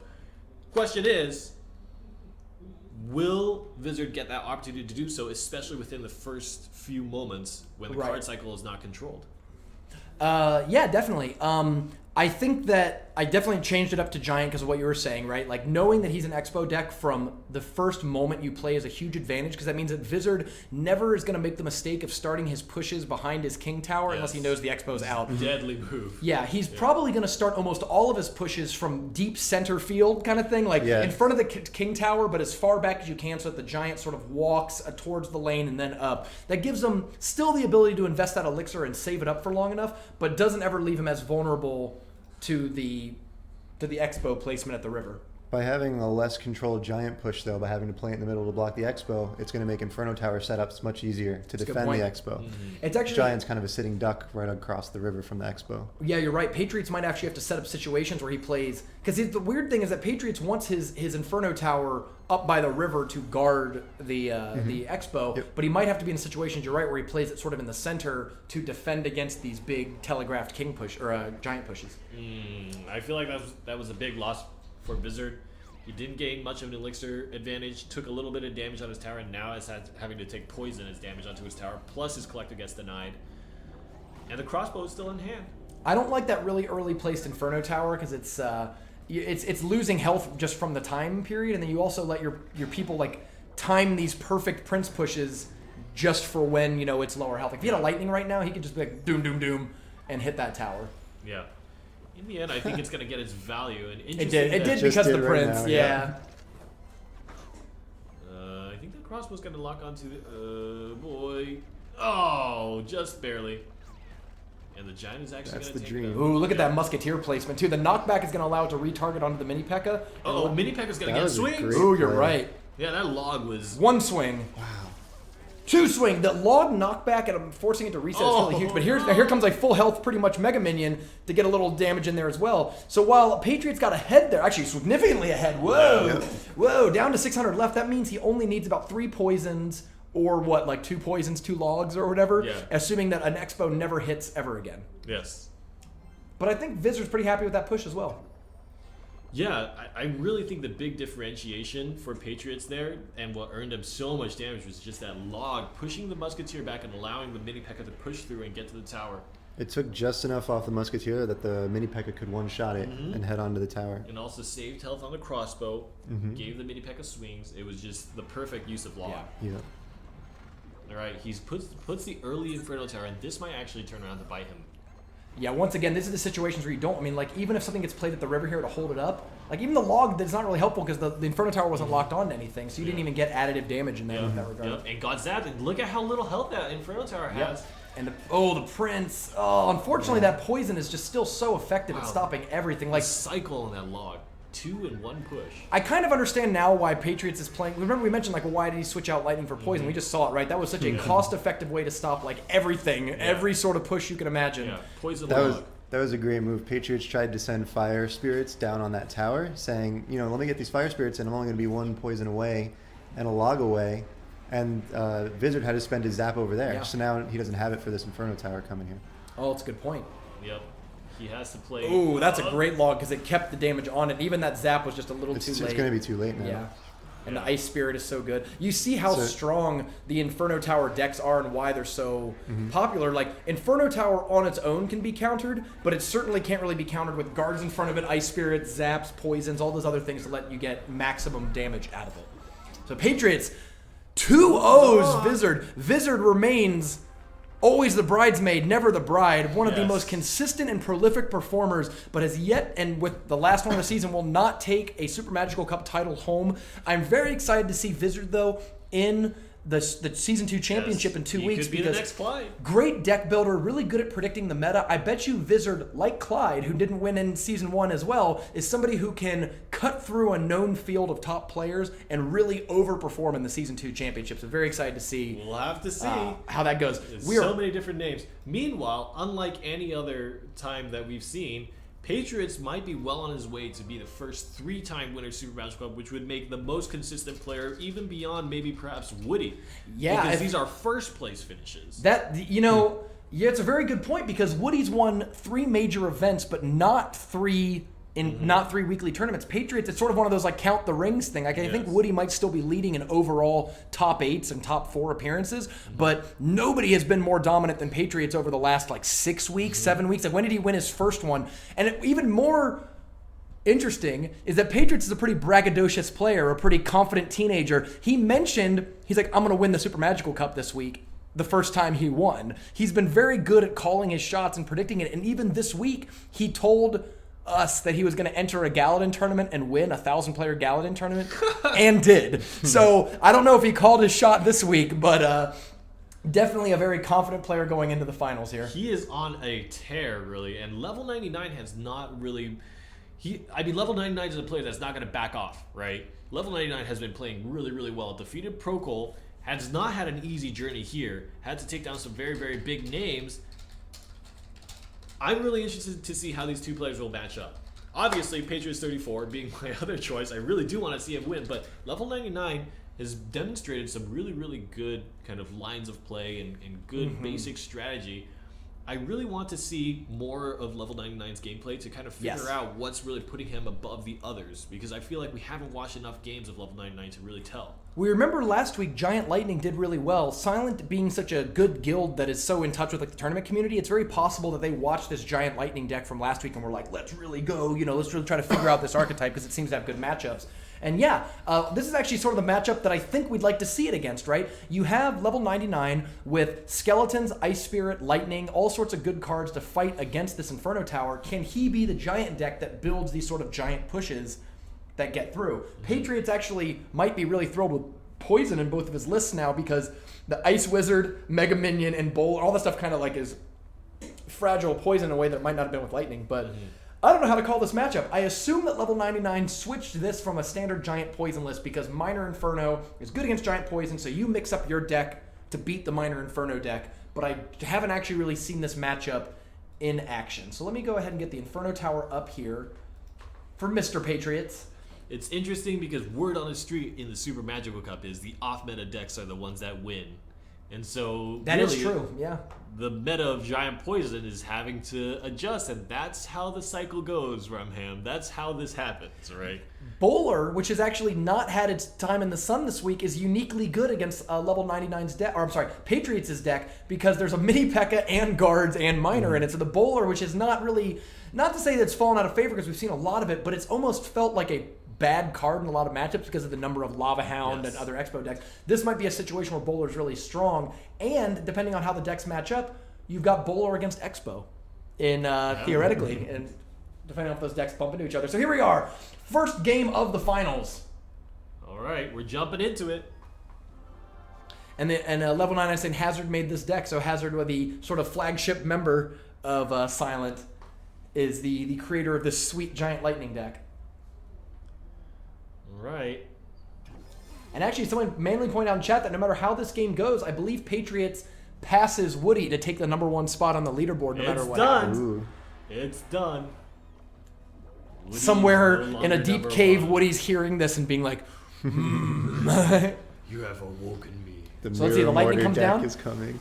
I think he wanted to wait a little bit on the lightning because obviously you want like any other thing to come out, right? If Yes. that Mega Minion comes down, you can lightning Yeah. that as well. You are just like thrilled. And I think that was smart by Patriots to wait. I think Patriots knows too, right? Yeah. Patriots knows the lightning deck. He's watched level 99's other decks. Like all these players are watching each other in the spectate mode and all that. Yeah, and good choice too. That's definitely what you have to be aware of when you're playing against Lightning. Absolutely. Two Otherwise, elixir you get dunked collectors. like Procol. If Patriots wins, he's the giant killer, is what Magsy in chat says. The giant killer. Erdwin Johannes, why does nobody run Expo besides Patriots? That's not true. Both Twig Data, Woody, also known for... Actually, Woody brought the first Expo deck in Season 2. And then there's also... there's one other good Expo player besides Twig Data and Woody, and I'm mad that I'm forgetting his name right now. I'm blanking too, yeah. Yeah, but there is another prominent Expo player. Here's a good lightning. Two pumps already. Patriots getting a really good early lead here, getting these double pumps out. And level 99 doesn't have any elixir collector, and if anything is going to be the deciding factor there, I mean, while you can lightning your way through it, we saw this happen in one of Patriots' earlier games where he was losing early and then suddenly was able to leverage that elixir advantage into just constant pressure and winning. We're only 17 seconds from double elixir time, and I think that's where Patriots is going to put it into overtime. Yes. Yeah. If he keeps hiding both those back there, those start to look like a good lightning target too. You're right. Like, you might even just take the lightning because even if it's like, oh, well, it's not the tower I'm killing, at some point you got to just take the 10 elixir pumps off the board for 6 or whatever. Yeah, I think that's going to be a very dangerous... Level 99 has already committed to lightning the tower and doing damage to the tower, so I think Patriots has already kind of gotten away with his elixir pump game. Yeah, you could take 6, 8, anywhere. You could take like 9 pumps off the board there, which might be relevant. But I think you need it for the elixir. Oh my God, the Inferno Tower is almost dead, and there's still a lot of health left on that giant. Double tower shooting at the giant though is but you gonna see, really hurt it. God, the poison. You just see how much. Like I regret asking Patriots why the poison came out because look at that. I mean. Yeah. Great combo there, by the way. Level 99's little trick. Look at that. The Ice Spirit Skeleton combo, not only does that counter Minor for less elixir, but more importantly, it's 2 cycled cards. If you're trying to get back to that key card in your deck, like Lightning or something, being able to counter a Minor for less elixir and get 2 cards out of your hand is real Here valuable. it comes. Patriots are starting to flex. He's starting to convert his elixir now. He's identified now as the time to go. But this here's is the going to be a giant push. huge Here we go. push. Tough life right here because the Mega Minion was so far back, or the Mini Pack was so far back that it allowed the Bowler to get some extra value in there. Oh, wow. Ooh, one more punch. Oh, we're in overtime now, and I think it's just an arrows. Oh, and level 99 takes game 1 of the finals from Patriots. We thought that in double elixir time, Patriots were really going to turn it up, and I think he was close to it. There was only 1,000 damage left on that other tower, but level 99 was able to parlay the damage from those early lightning pushes to just push through only like 1,000 damage at the end there and win the game. I think Patriots overestimated how much elixir he had gained from his collectors. I think he tried to make a big all-in move on the right side, but it was not quite the right time. Just a little bit off, and he didn't have enough elixir to deal with the giant coming in, and then the second giant being added on to assist. Yeah, I almost wonder if Patriots overestimated how many collectors he really needed. Like, he played that last collector in front of the tower, and I wonder if that was like even necessary versus just preparing for this incoming push. But you see how hard it is for those Minor Inferno decks to deal with Lightning as a card, because your entire push is around like, oh, I'll have I'll have Inferno Tower and one other card. And unless that one other card is like guards, you're completely wide open to a lightning. And even in the cases where level 99 was just hitting the Inferno Tower and the tower, it was worth it, right? Like he was pushing through a good amount of damage. There's always that idea with spells about guaranteed damage. And even if you play this huge push and everything happens and the giant didn't quite make it to the tower, but always you know that your lightning has hit that tower for whatever it is, and if the elixir costs come out even, fine. You know, I'll take that elixir trade and do damage to your tower every single time, even if I don't end up actually getting any troops to the tower. Right. Yeah, I want to commend level 99's discipline, because when there was 3 elixir collectors over by that other tower, I would lightning them. Yeah, exactly. Like, I was who even can counting resist? it. Yeah, who can resist? I mean, again, lightning against a lone elixir collector is 6 pumps worth, and so that's like not sort of worth it because they spent 5, you spent 6, they still get 1 pump out of their, whatever. But if you hit 2 collectors and take like 9 future pumps off the board, like And at some point, tower. at some point that's got to be worth it. But I get what's going on there. So before we move into this, what jumps out to me is that Patriots opted to switch. Or no, he's still playing the minor. He's still playing the minor first, so he's not playing the expo. Yeah, and level 99 had to switch. So now level 99 is on the P.E.K.K.A. 3 Musketeers So deck. Patriots must think that this is a better matchup than his expo deck against it. I think I would probably agree with him here because you have the poison, you've got guards, you've got the Inferno Tower for the P.E.K.K.A. So I kind of get why he would make this switch, but it's worth mentioning that like he does not want to run the expo deck against this deck, I guess, unless he has to, unless it's like the game 3 or something like that. I'm not really sure. Yeah, and I think the tough part about it is that even if Patriots wins this, he will have to end up using his Expo deck, right, against the Brother 3 Musketeers. So he's going to have to cross that bridge at some point. That's what makes the double deck format that we use so interesting, is because players tend to bring 2 different archetypes and they have to figure out how they want to line their archetypes up against each other. We actually remember the week that bakalo won. bakalo switched. He played his Prince deck in game 1, lost. Switched to his other deck in game 2, won, and then he was able to play his trademark Prince deck in the game 3 that won him the game. Yes. You really have to be good at identifying which deck is going to give you the most. The minor success. duel. The defensive minor there by level 99, something you normally don't see. I think most people don't think to use their minor to defend enemy miners. Opted to go with it there. Yeah. Wanted to defend that collector early on because I think level 99 realizes Look with at his so many hand. expensive cards, you're going to have to get 2 or more collectors out to really be effective. You know what's crazy about level 99? We've seen this P.E.K.K.A. 3 Musketeers deck a couple times today, and I don't think once it's gone up against a giant deck. That's true. You know what I mean? Where the P.E.K.K.A. would line How up against the giant. disappointing, Yeah, yeah. right? Like you play the P.E.K.K.A. 3 Musketeers specifically to counter these giant decks, and for some reason just hasn't been quite matched up against them. Okay, it's interesting that he used the poison on the 1 Musketeer side. Because the guards pair up well against them. That's exactly why. Yeah. And look at that. Wow. Ho, ho, ho. Ha ha ha ha ha ha. Oh no! Oh man! Whoa! That was about to be ha ha ha on Patriots right there. Yeah. So Patriots, even though Vizard or level 99 got out the first collector, Patriots gets out the second one at about the same time, and it looks like Patriots might be getting ahead here. Oh well. No guards now to defend because the guards were just used. Wow, and I think the Mega Minion was the better choice here Okay. because it's going to be able to kill the Mini P.E.K.K.A. That's a good point. That's he's countering the counter. The counter Or counters will counter. it? Yeah. The counter came out. Yep, and then the counter happened. But that's what's great about seeing top players against each other is that there's so many mind games involved and there's so many feints. Like one thing that I remember, I forget which player did it was a few weeks ago, but it had this trait where they would purposely make bad plays to trick the opponent into doing something and then punish them for like would bait out 3 Musketeers really well by being like, oh no, like. And I was really impressed by that player. I'm trying to remember off the top of my head who it was now. I think it was someone from Reddit Alpha. I really hate watching a big P.E.K.K.A. kill a mini P.E.K.K.A. There's something wrong about it. The wrong. mom versus.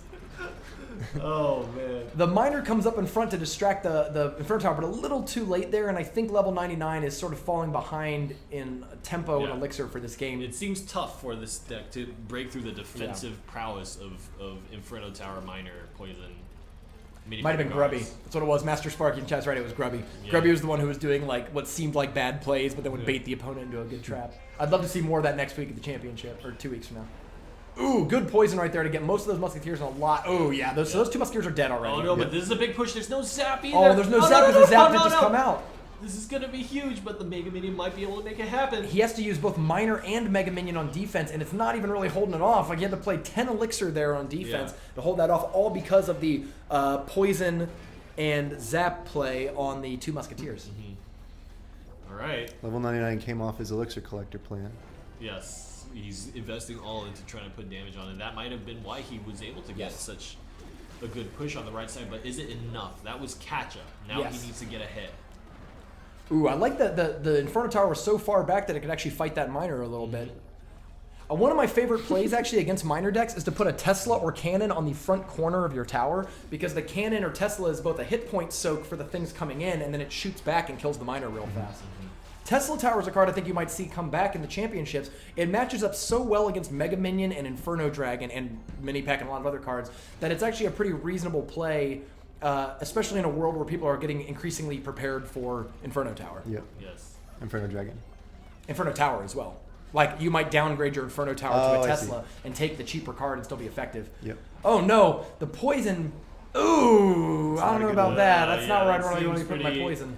You might get dunked here. Oh, and this is where you want your poison, right? So now he doesn't have it on this side, and even though he has the zap in, there's a lot of stuff coming in right there. The big thing is that underneath all of that is Big Mommy P.E.K.K.A. walking right. through, and there's still a zap. And actually, just the last thing to be targeted is actually the P.E.K.K.A.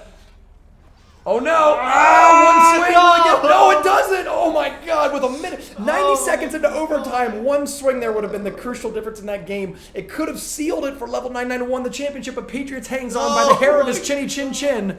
That was a split second. And here we are. The tournament is on the line, less than 90 seconds to go. And here we go. Every swing of a Miner is crucial. That 3-second deploy time of the Miner is really critical there because it wasn't actually defending like you wanted it to. A Miner poison combination will defeat that tower on the right side if it connects.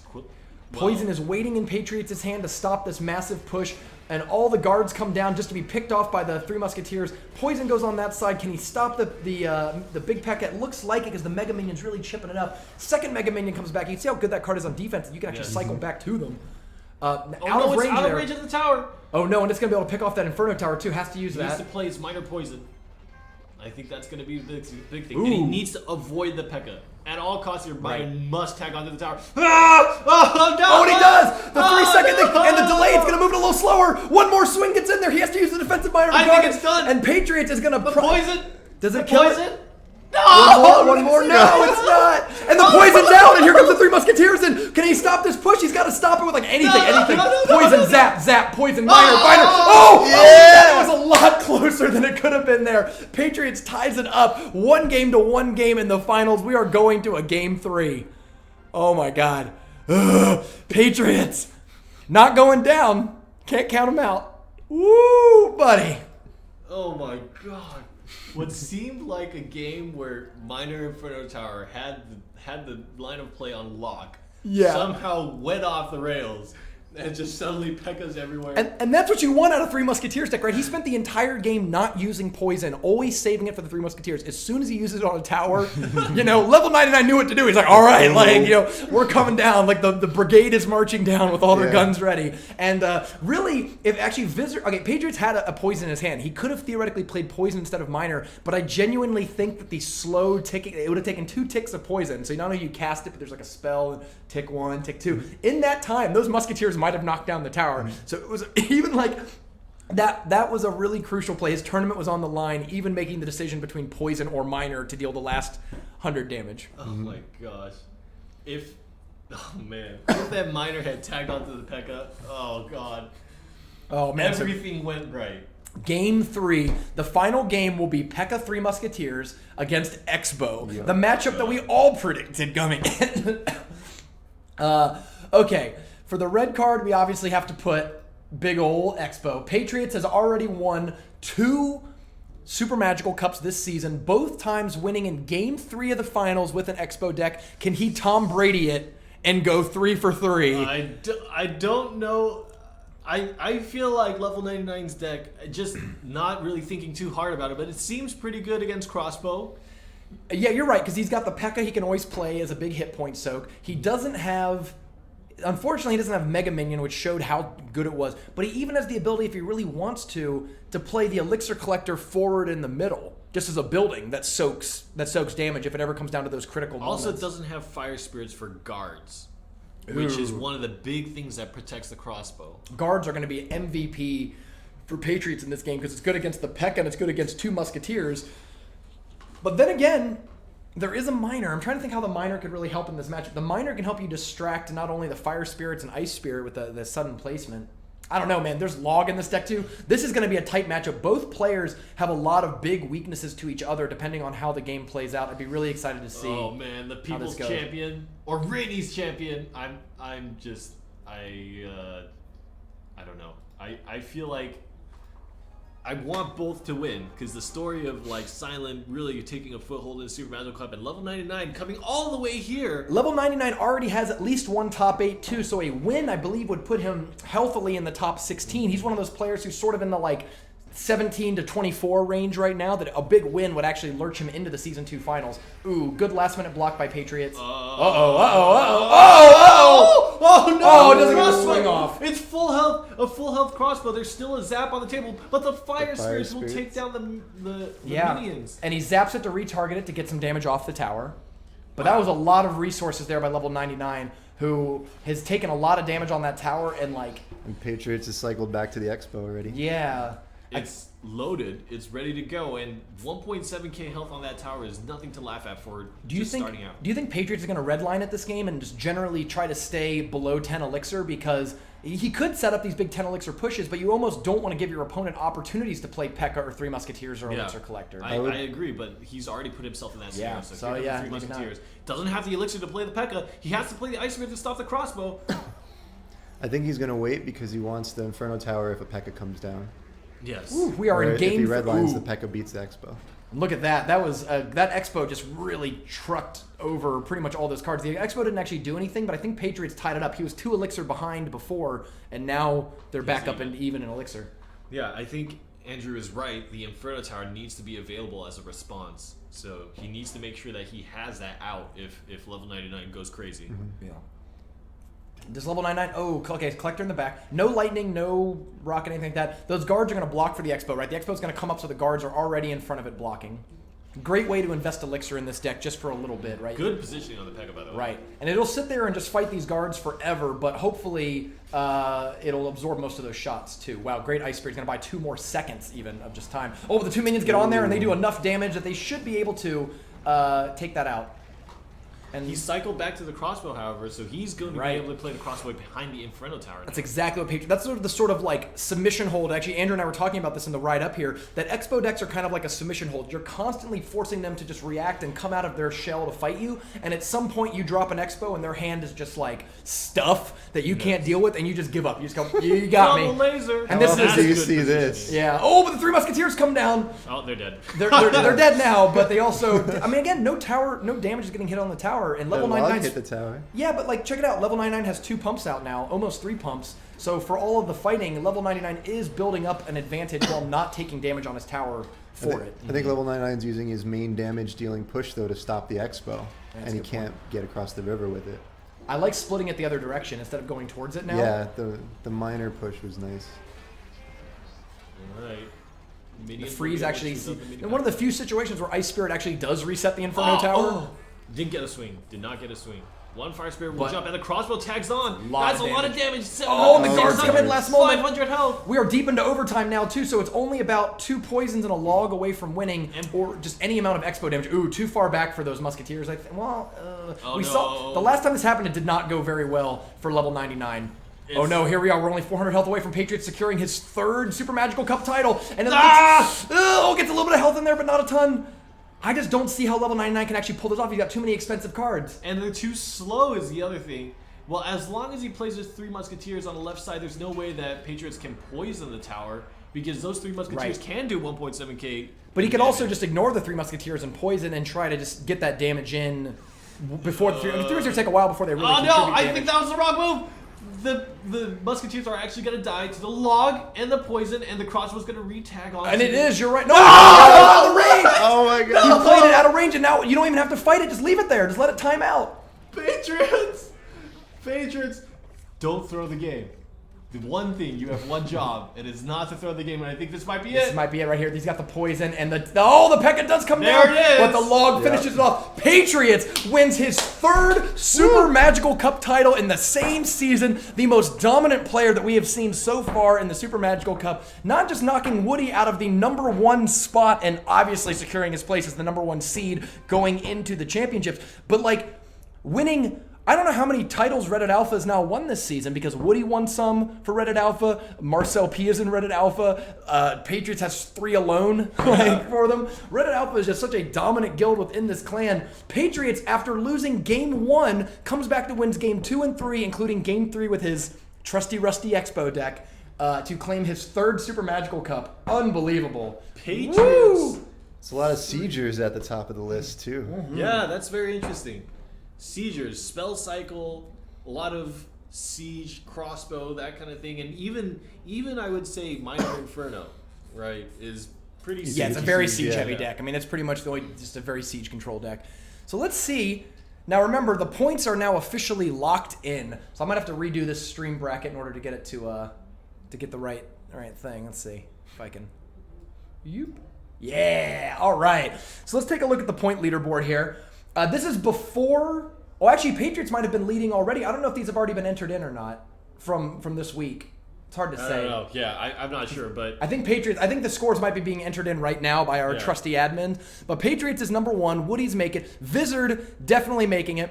So let's see if I can scroll down. There we go. Okay, cool. We'll do it like this. So remember, next week are the top 16 players from the leaderboard to be invited. I'm sorry, 2 weeks. 2 weeks. October 15th.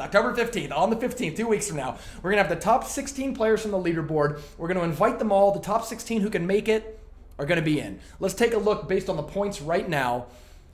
Patriots, Woody, Vizard, Marcel P, Bakalo, Darth Jar Jar, ESL Yo, Marcus 35, Clyde, Pro Cole, Twig Data, C McHugh, Zadian, Uzumaki, King K, and Trainer Chris. whoa, Trainer Chris just made it in there. Level 99 is cut. You're right, because he didn't win. If he would have won, he might have pushed him. I don't know that if these are not actually super final yet because I'm not sure if today's have been updated yet. I think Patriots has already been updated, but maybe this was from last week that he actually passed Woody. Maybe. I'm not sure. You It is. might be right. It is updated. Okay. Our admin's telling us in chat that it has been updated. I think Refresh it, my make sure it's goodness. the latest. it's updated. I think so. I'm just not sure. We'll ask before, but I believe this has actually been updated to include today's event. So if so, level 99 might be right on the brink here, and if somebody can't make it for scheduling reasons or whatever, might still make it in. Yes. Grubby, Flash, Malcade, Apex Predator, Stellarim, Backstab, all in the maybes. We'll sort of see who can show up and not show up.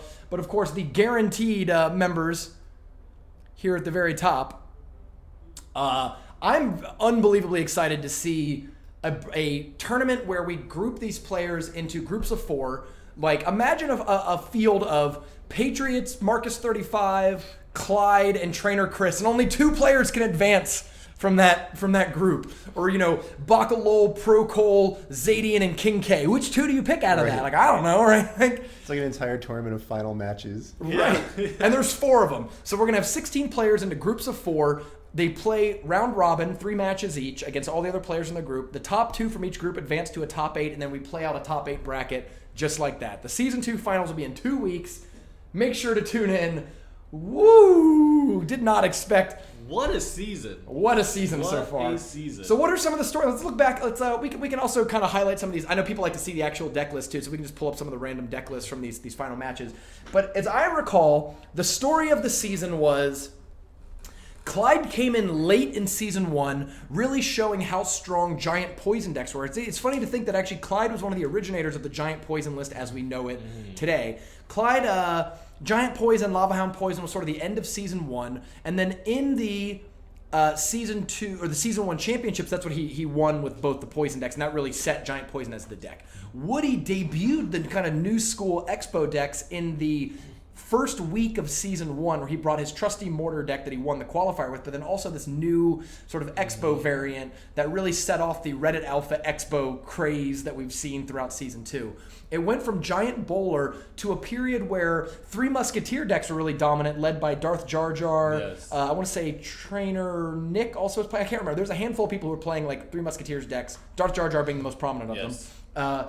And Three Musketeer decks started to push back on the Giant Poison for a while, and then we saw a wave of like Expo decks winning for a while, and then Minor Inferno settled in late in the season to probably be the most consistent deck across top players. Rainey, what are some of the things you remember from this season? Man, 12 weeks, 3 months. The interesting thing to me is the rise and the fall, right? So in Season 1, there was a lot of excitement about, okay, these Season 1 champions, how will they move over to Season 2? In the start of Season 2, it was a lot about Malcade, crazy minor furnace stuff, things that we have never seen before, using a card that has just come out, and he was using him in a really effective manner. And then Woody was here with his new kind of minor mortar minion horde deck that was kind of like, I don't know, is Woody still even a Siege player anymore, right? And he was killing people with it.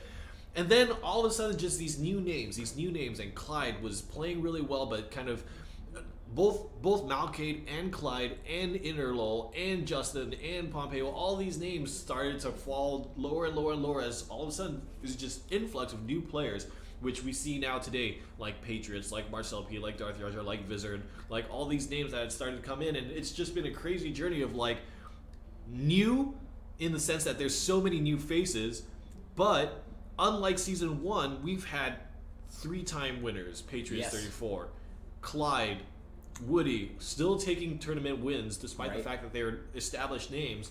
Yet all I can think about is Procol, double Lava Hound decks, is King K1 and 2, giant skeleton stuff. Right. Is Sparkies, you know. I mean, really, the debut of Lava Hound Minor. Yes. The Lava Hound decks looked very different before Minor started coming into those lists. And then, of course, we've seen a ton of evolution just within archetypes like Three Musketeers. I mean, Three Musketeers have gone from being like this elixir collector cycle deck that started spamming Three Musketeers to now also having a lot more like situational cards in them. We've seen decks actually... Darth Jar Jar that 1 week finished second with like 2 different Three Musketeer decks that ran entirely different tanks. It was like Giant Knight Valkyrie in one list and then like Minor Mini P.E.K.K.A, like something else in the other. Yeah. And it's just, you know, we've got Three Musketeer, we've got Double Prince, we've got Mirror and Spell Cycle, we've got Rocket Cycle in here, with Mirror and without Mirror, and then we have a Mirror Lava Hound deck. We just have so many interesting characters that have entered the scene and have, you know, the Super Magical Cup, one thing I will say is it's not easy competition, right? It's tough competition, and sometimes it comes down to the draw of the day and how these players are playing at that moment. If you're playing a little above your expected performance, then you're going to take the win. But all these players have brought unique decks and have consistently made it at least to the top 8 with a wide variety of decks. Something that is just beyond Giant Poison, right? Something that is beyond just minor poison, right? Those exist in the top 8, but it's much more colorful than that, and that has absolutely floored me about Season 2. Yeah, I'm definitely glad that we've seen so much innovation week after week, and I think the double deck format really encouraged that. You can't just play the same 8 cards week after week. You sort of have to mix it up a little bit. So Andrew, this was your first Super Magical Cup that you were watching. I know that I've certainly become a much better Clash Royale player from just watching the Super Magical Cup week after week. What jumped out to you from your first full Super Magical Cup co-host? Honestly, the biggest takeaway was that one interaction where I forget who it was, but they sent Fire Spirits down to bait Zap, which freed up their giant push against the Inferno Tower. I'd never thought about that before. I Fire Spirits are going in my giant poison deck now. Right. I always learn a lot about these really specific placements of a lot of cards. Like we see a lot of situations where people would like play something behind the push simply to avoid the radius of an incoming poison and things like that. There's a lot of mind games between top players too, where the things like where you're going to pitch your minor can be really crazy because players know all the good spots, so sometimes you actually play your minor in a bad spot simply because it's more likely to not get countered and things like that. Lots of weird situations there. Let's see, how many people of the top 16 are actually based on different guilds or different clans? If I remember, Patriots is... I gotta actually get it lined up here on the screen. Patriots is in Reddit Alpha. Vizard is in Crucible Wrath. Marcel P, Reddit Alpha, Reddit Alpha, Reddit Alpha. So as you can tell, Oh, God. very dominant clan here. Actually, Reddit Alpha is going to have the problem in the championship of so many players in the top 16 that there's going to be groups filled with like 2 to 3 Reddit Alpha players. Their fault. And they're, it's quit being so good. ESL Yo is in, I can't remember. He's in, I believe, there's a big league Venezuela guild that I think he's a member of. Marcus 35 is Elite Gaming, Clash War. I always forget. I always get Marcel P and Marcus 35. I think Marcus 35 is Elite Gaming. Could be Clash Probably. Wars. Clyde is in the Super Magicals, the Super SMC's home guild. Procol is, I think, also a member of Clash Wars. Twig Data, Reddit Alpha. C McHugh is a wanderer, a mercenary who bounces from top clan to top clan playing around. Zadian, Reddit Alpha. Uzumaki is, I think, also Clash Wars, I think. King K, Clash Wars. Trainer Chris, I Used forget. to be an Elite Gaming. Used to be an Elite the number Gaming. ones, Yeah, but you're right. I think he I'm not might even be sure. in a different one. Yeah. And level 99 down here in Silent. There's always a lot of movement, though, so it's hard to keep track. We're going to ask these players, once we get the confirmed top 16, which clan they're actually fighting for, because there is a lot of jumping around, and sometimes it's hard to keep track of where they... Some people have left, like, each week they change clans. Speaking of clans, what's going to happen next week? Oh, Marcus 35 is in Silent, so he moved. So okay. So Silent actually will have representation with Marcus 35, Nice. and then level 99, if he can make it in, if somebody can't make it, there'll actually be 2 Silent members in there. And Naruto is from Hammer Esport. That's right, Hammer's Esport. That's we go. right. I think Hammer Esport has also King K as well. That's another big one. Yeah. Cool. Well- We'll definitely get a poll of everyone before we go into it. So when we go into the championships in 2 weeks, we'll be able to say, this player from this clan, and make sure that all of the clans who've done a great job cultivating these tournament players get their recognition and shout out on the biggest stage. And we're about to pit them against each other next week for our kind of break broadcast between now and the championship. We're going to be holding a clan show match event where we invite the top clans that have performed in the Super Magical Cup, and perhaps even ones that are big names that haven't had the opportunity to play in the single brackets, and face them off 3v3, 3 people to a clan, and see who is the better clan out of all of them. I think the format is going to be really fun. There's going to be a lot of interesting games to watch and interesting dynamics to keep a track of. I'm excited for that, Rumham. That very much. So yeah, we're gonna try to do a 3-on-3 clan format. We're gonna get the rosters confirmed this week for next week's show. But definitely tune in Saturday at noon. There is still a show. We're just taking a little break to make sure that the championships are organized and we have all the stuff locked in well in advance. But next week we're gonna have a bunch of fun clan matches. I'm expecting it to be Super Magicals versus Reddit Alpha versus Clash Wars versus Silent. So there'll be some cool ones. There should be some pretty fun little matchups there between the different clans. And depending on how people enjoy it, it might become a mainstay of the Super Magical Cup. Absolutely. Lots We've got a few tournament formats we have to try. We'd like to try out a clan format. Yes. We've been brainstorming a draft format where people draft cards back and forth. So we'd like to try out some of these formats, see what you guys like. We're going to run more events in the future beyond just our bracketed head-to-head one-on-one match. We'd like to have clan matches, draft matches, and really show all the awesome ways that you can play Clash Royale. All right, so make sure you tune in next week. Definitely make sure you tune in next week because some very exciting matches and some very exciting things will be said. All right, guys, that's it from us.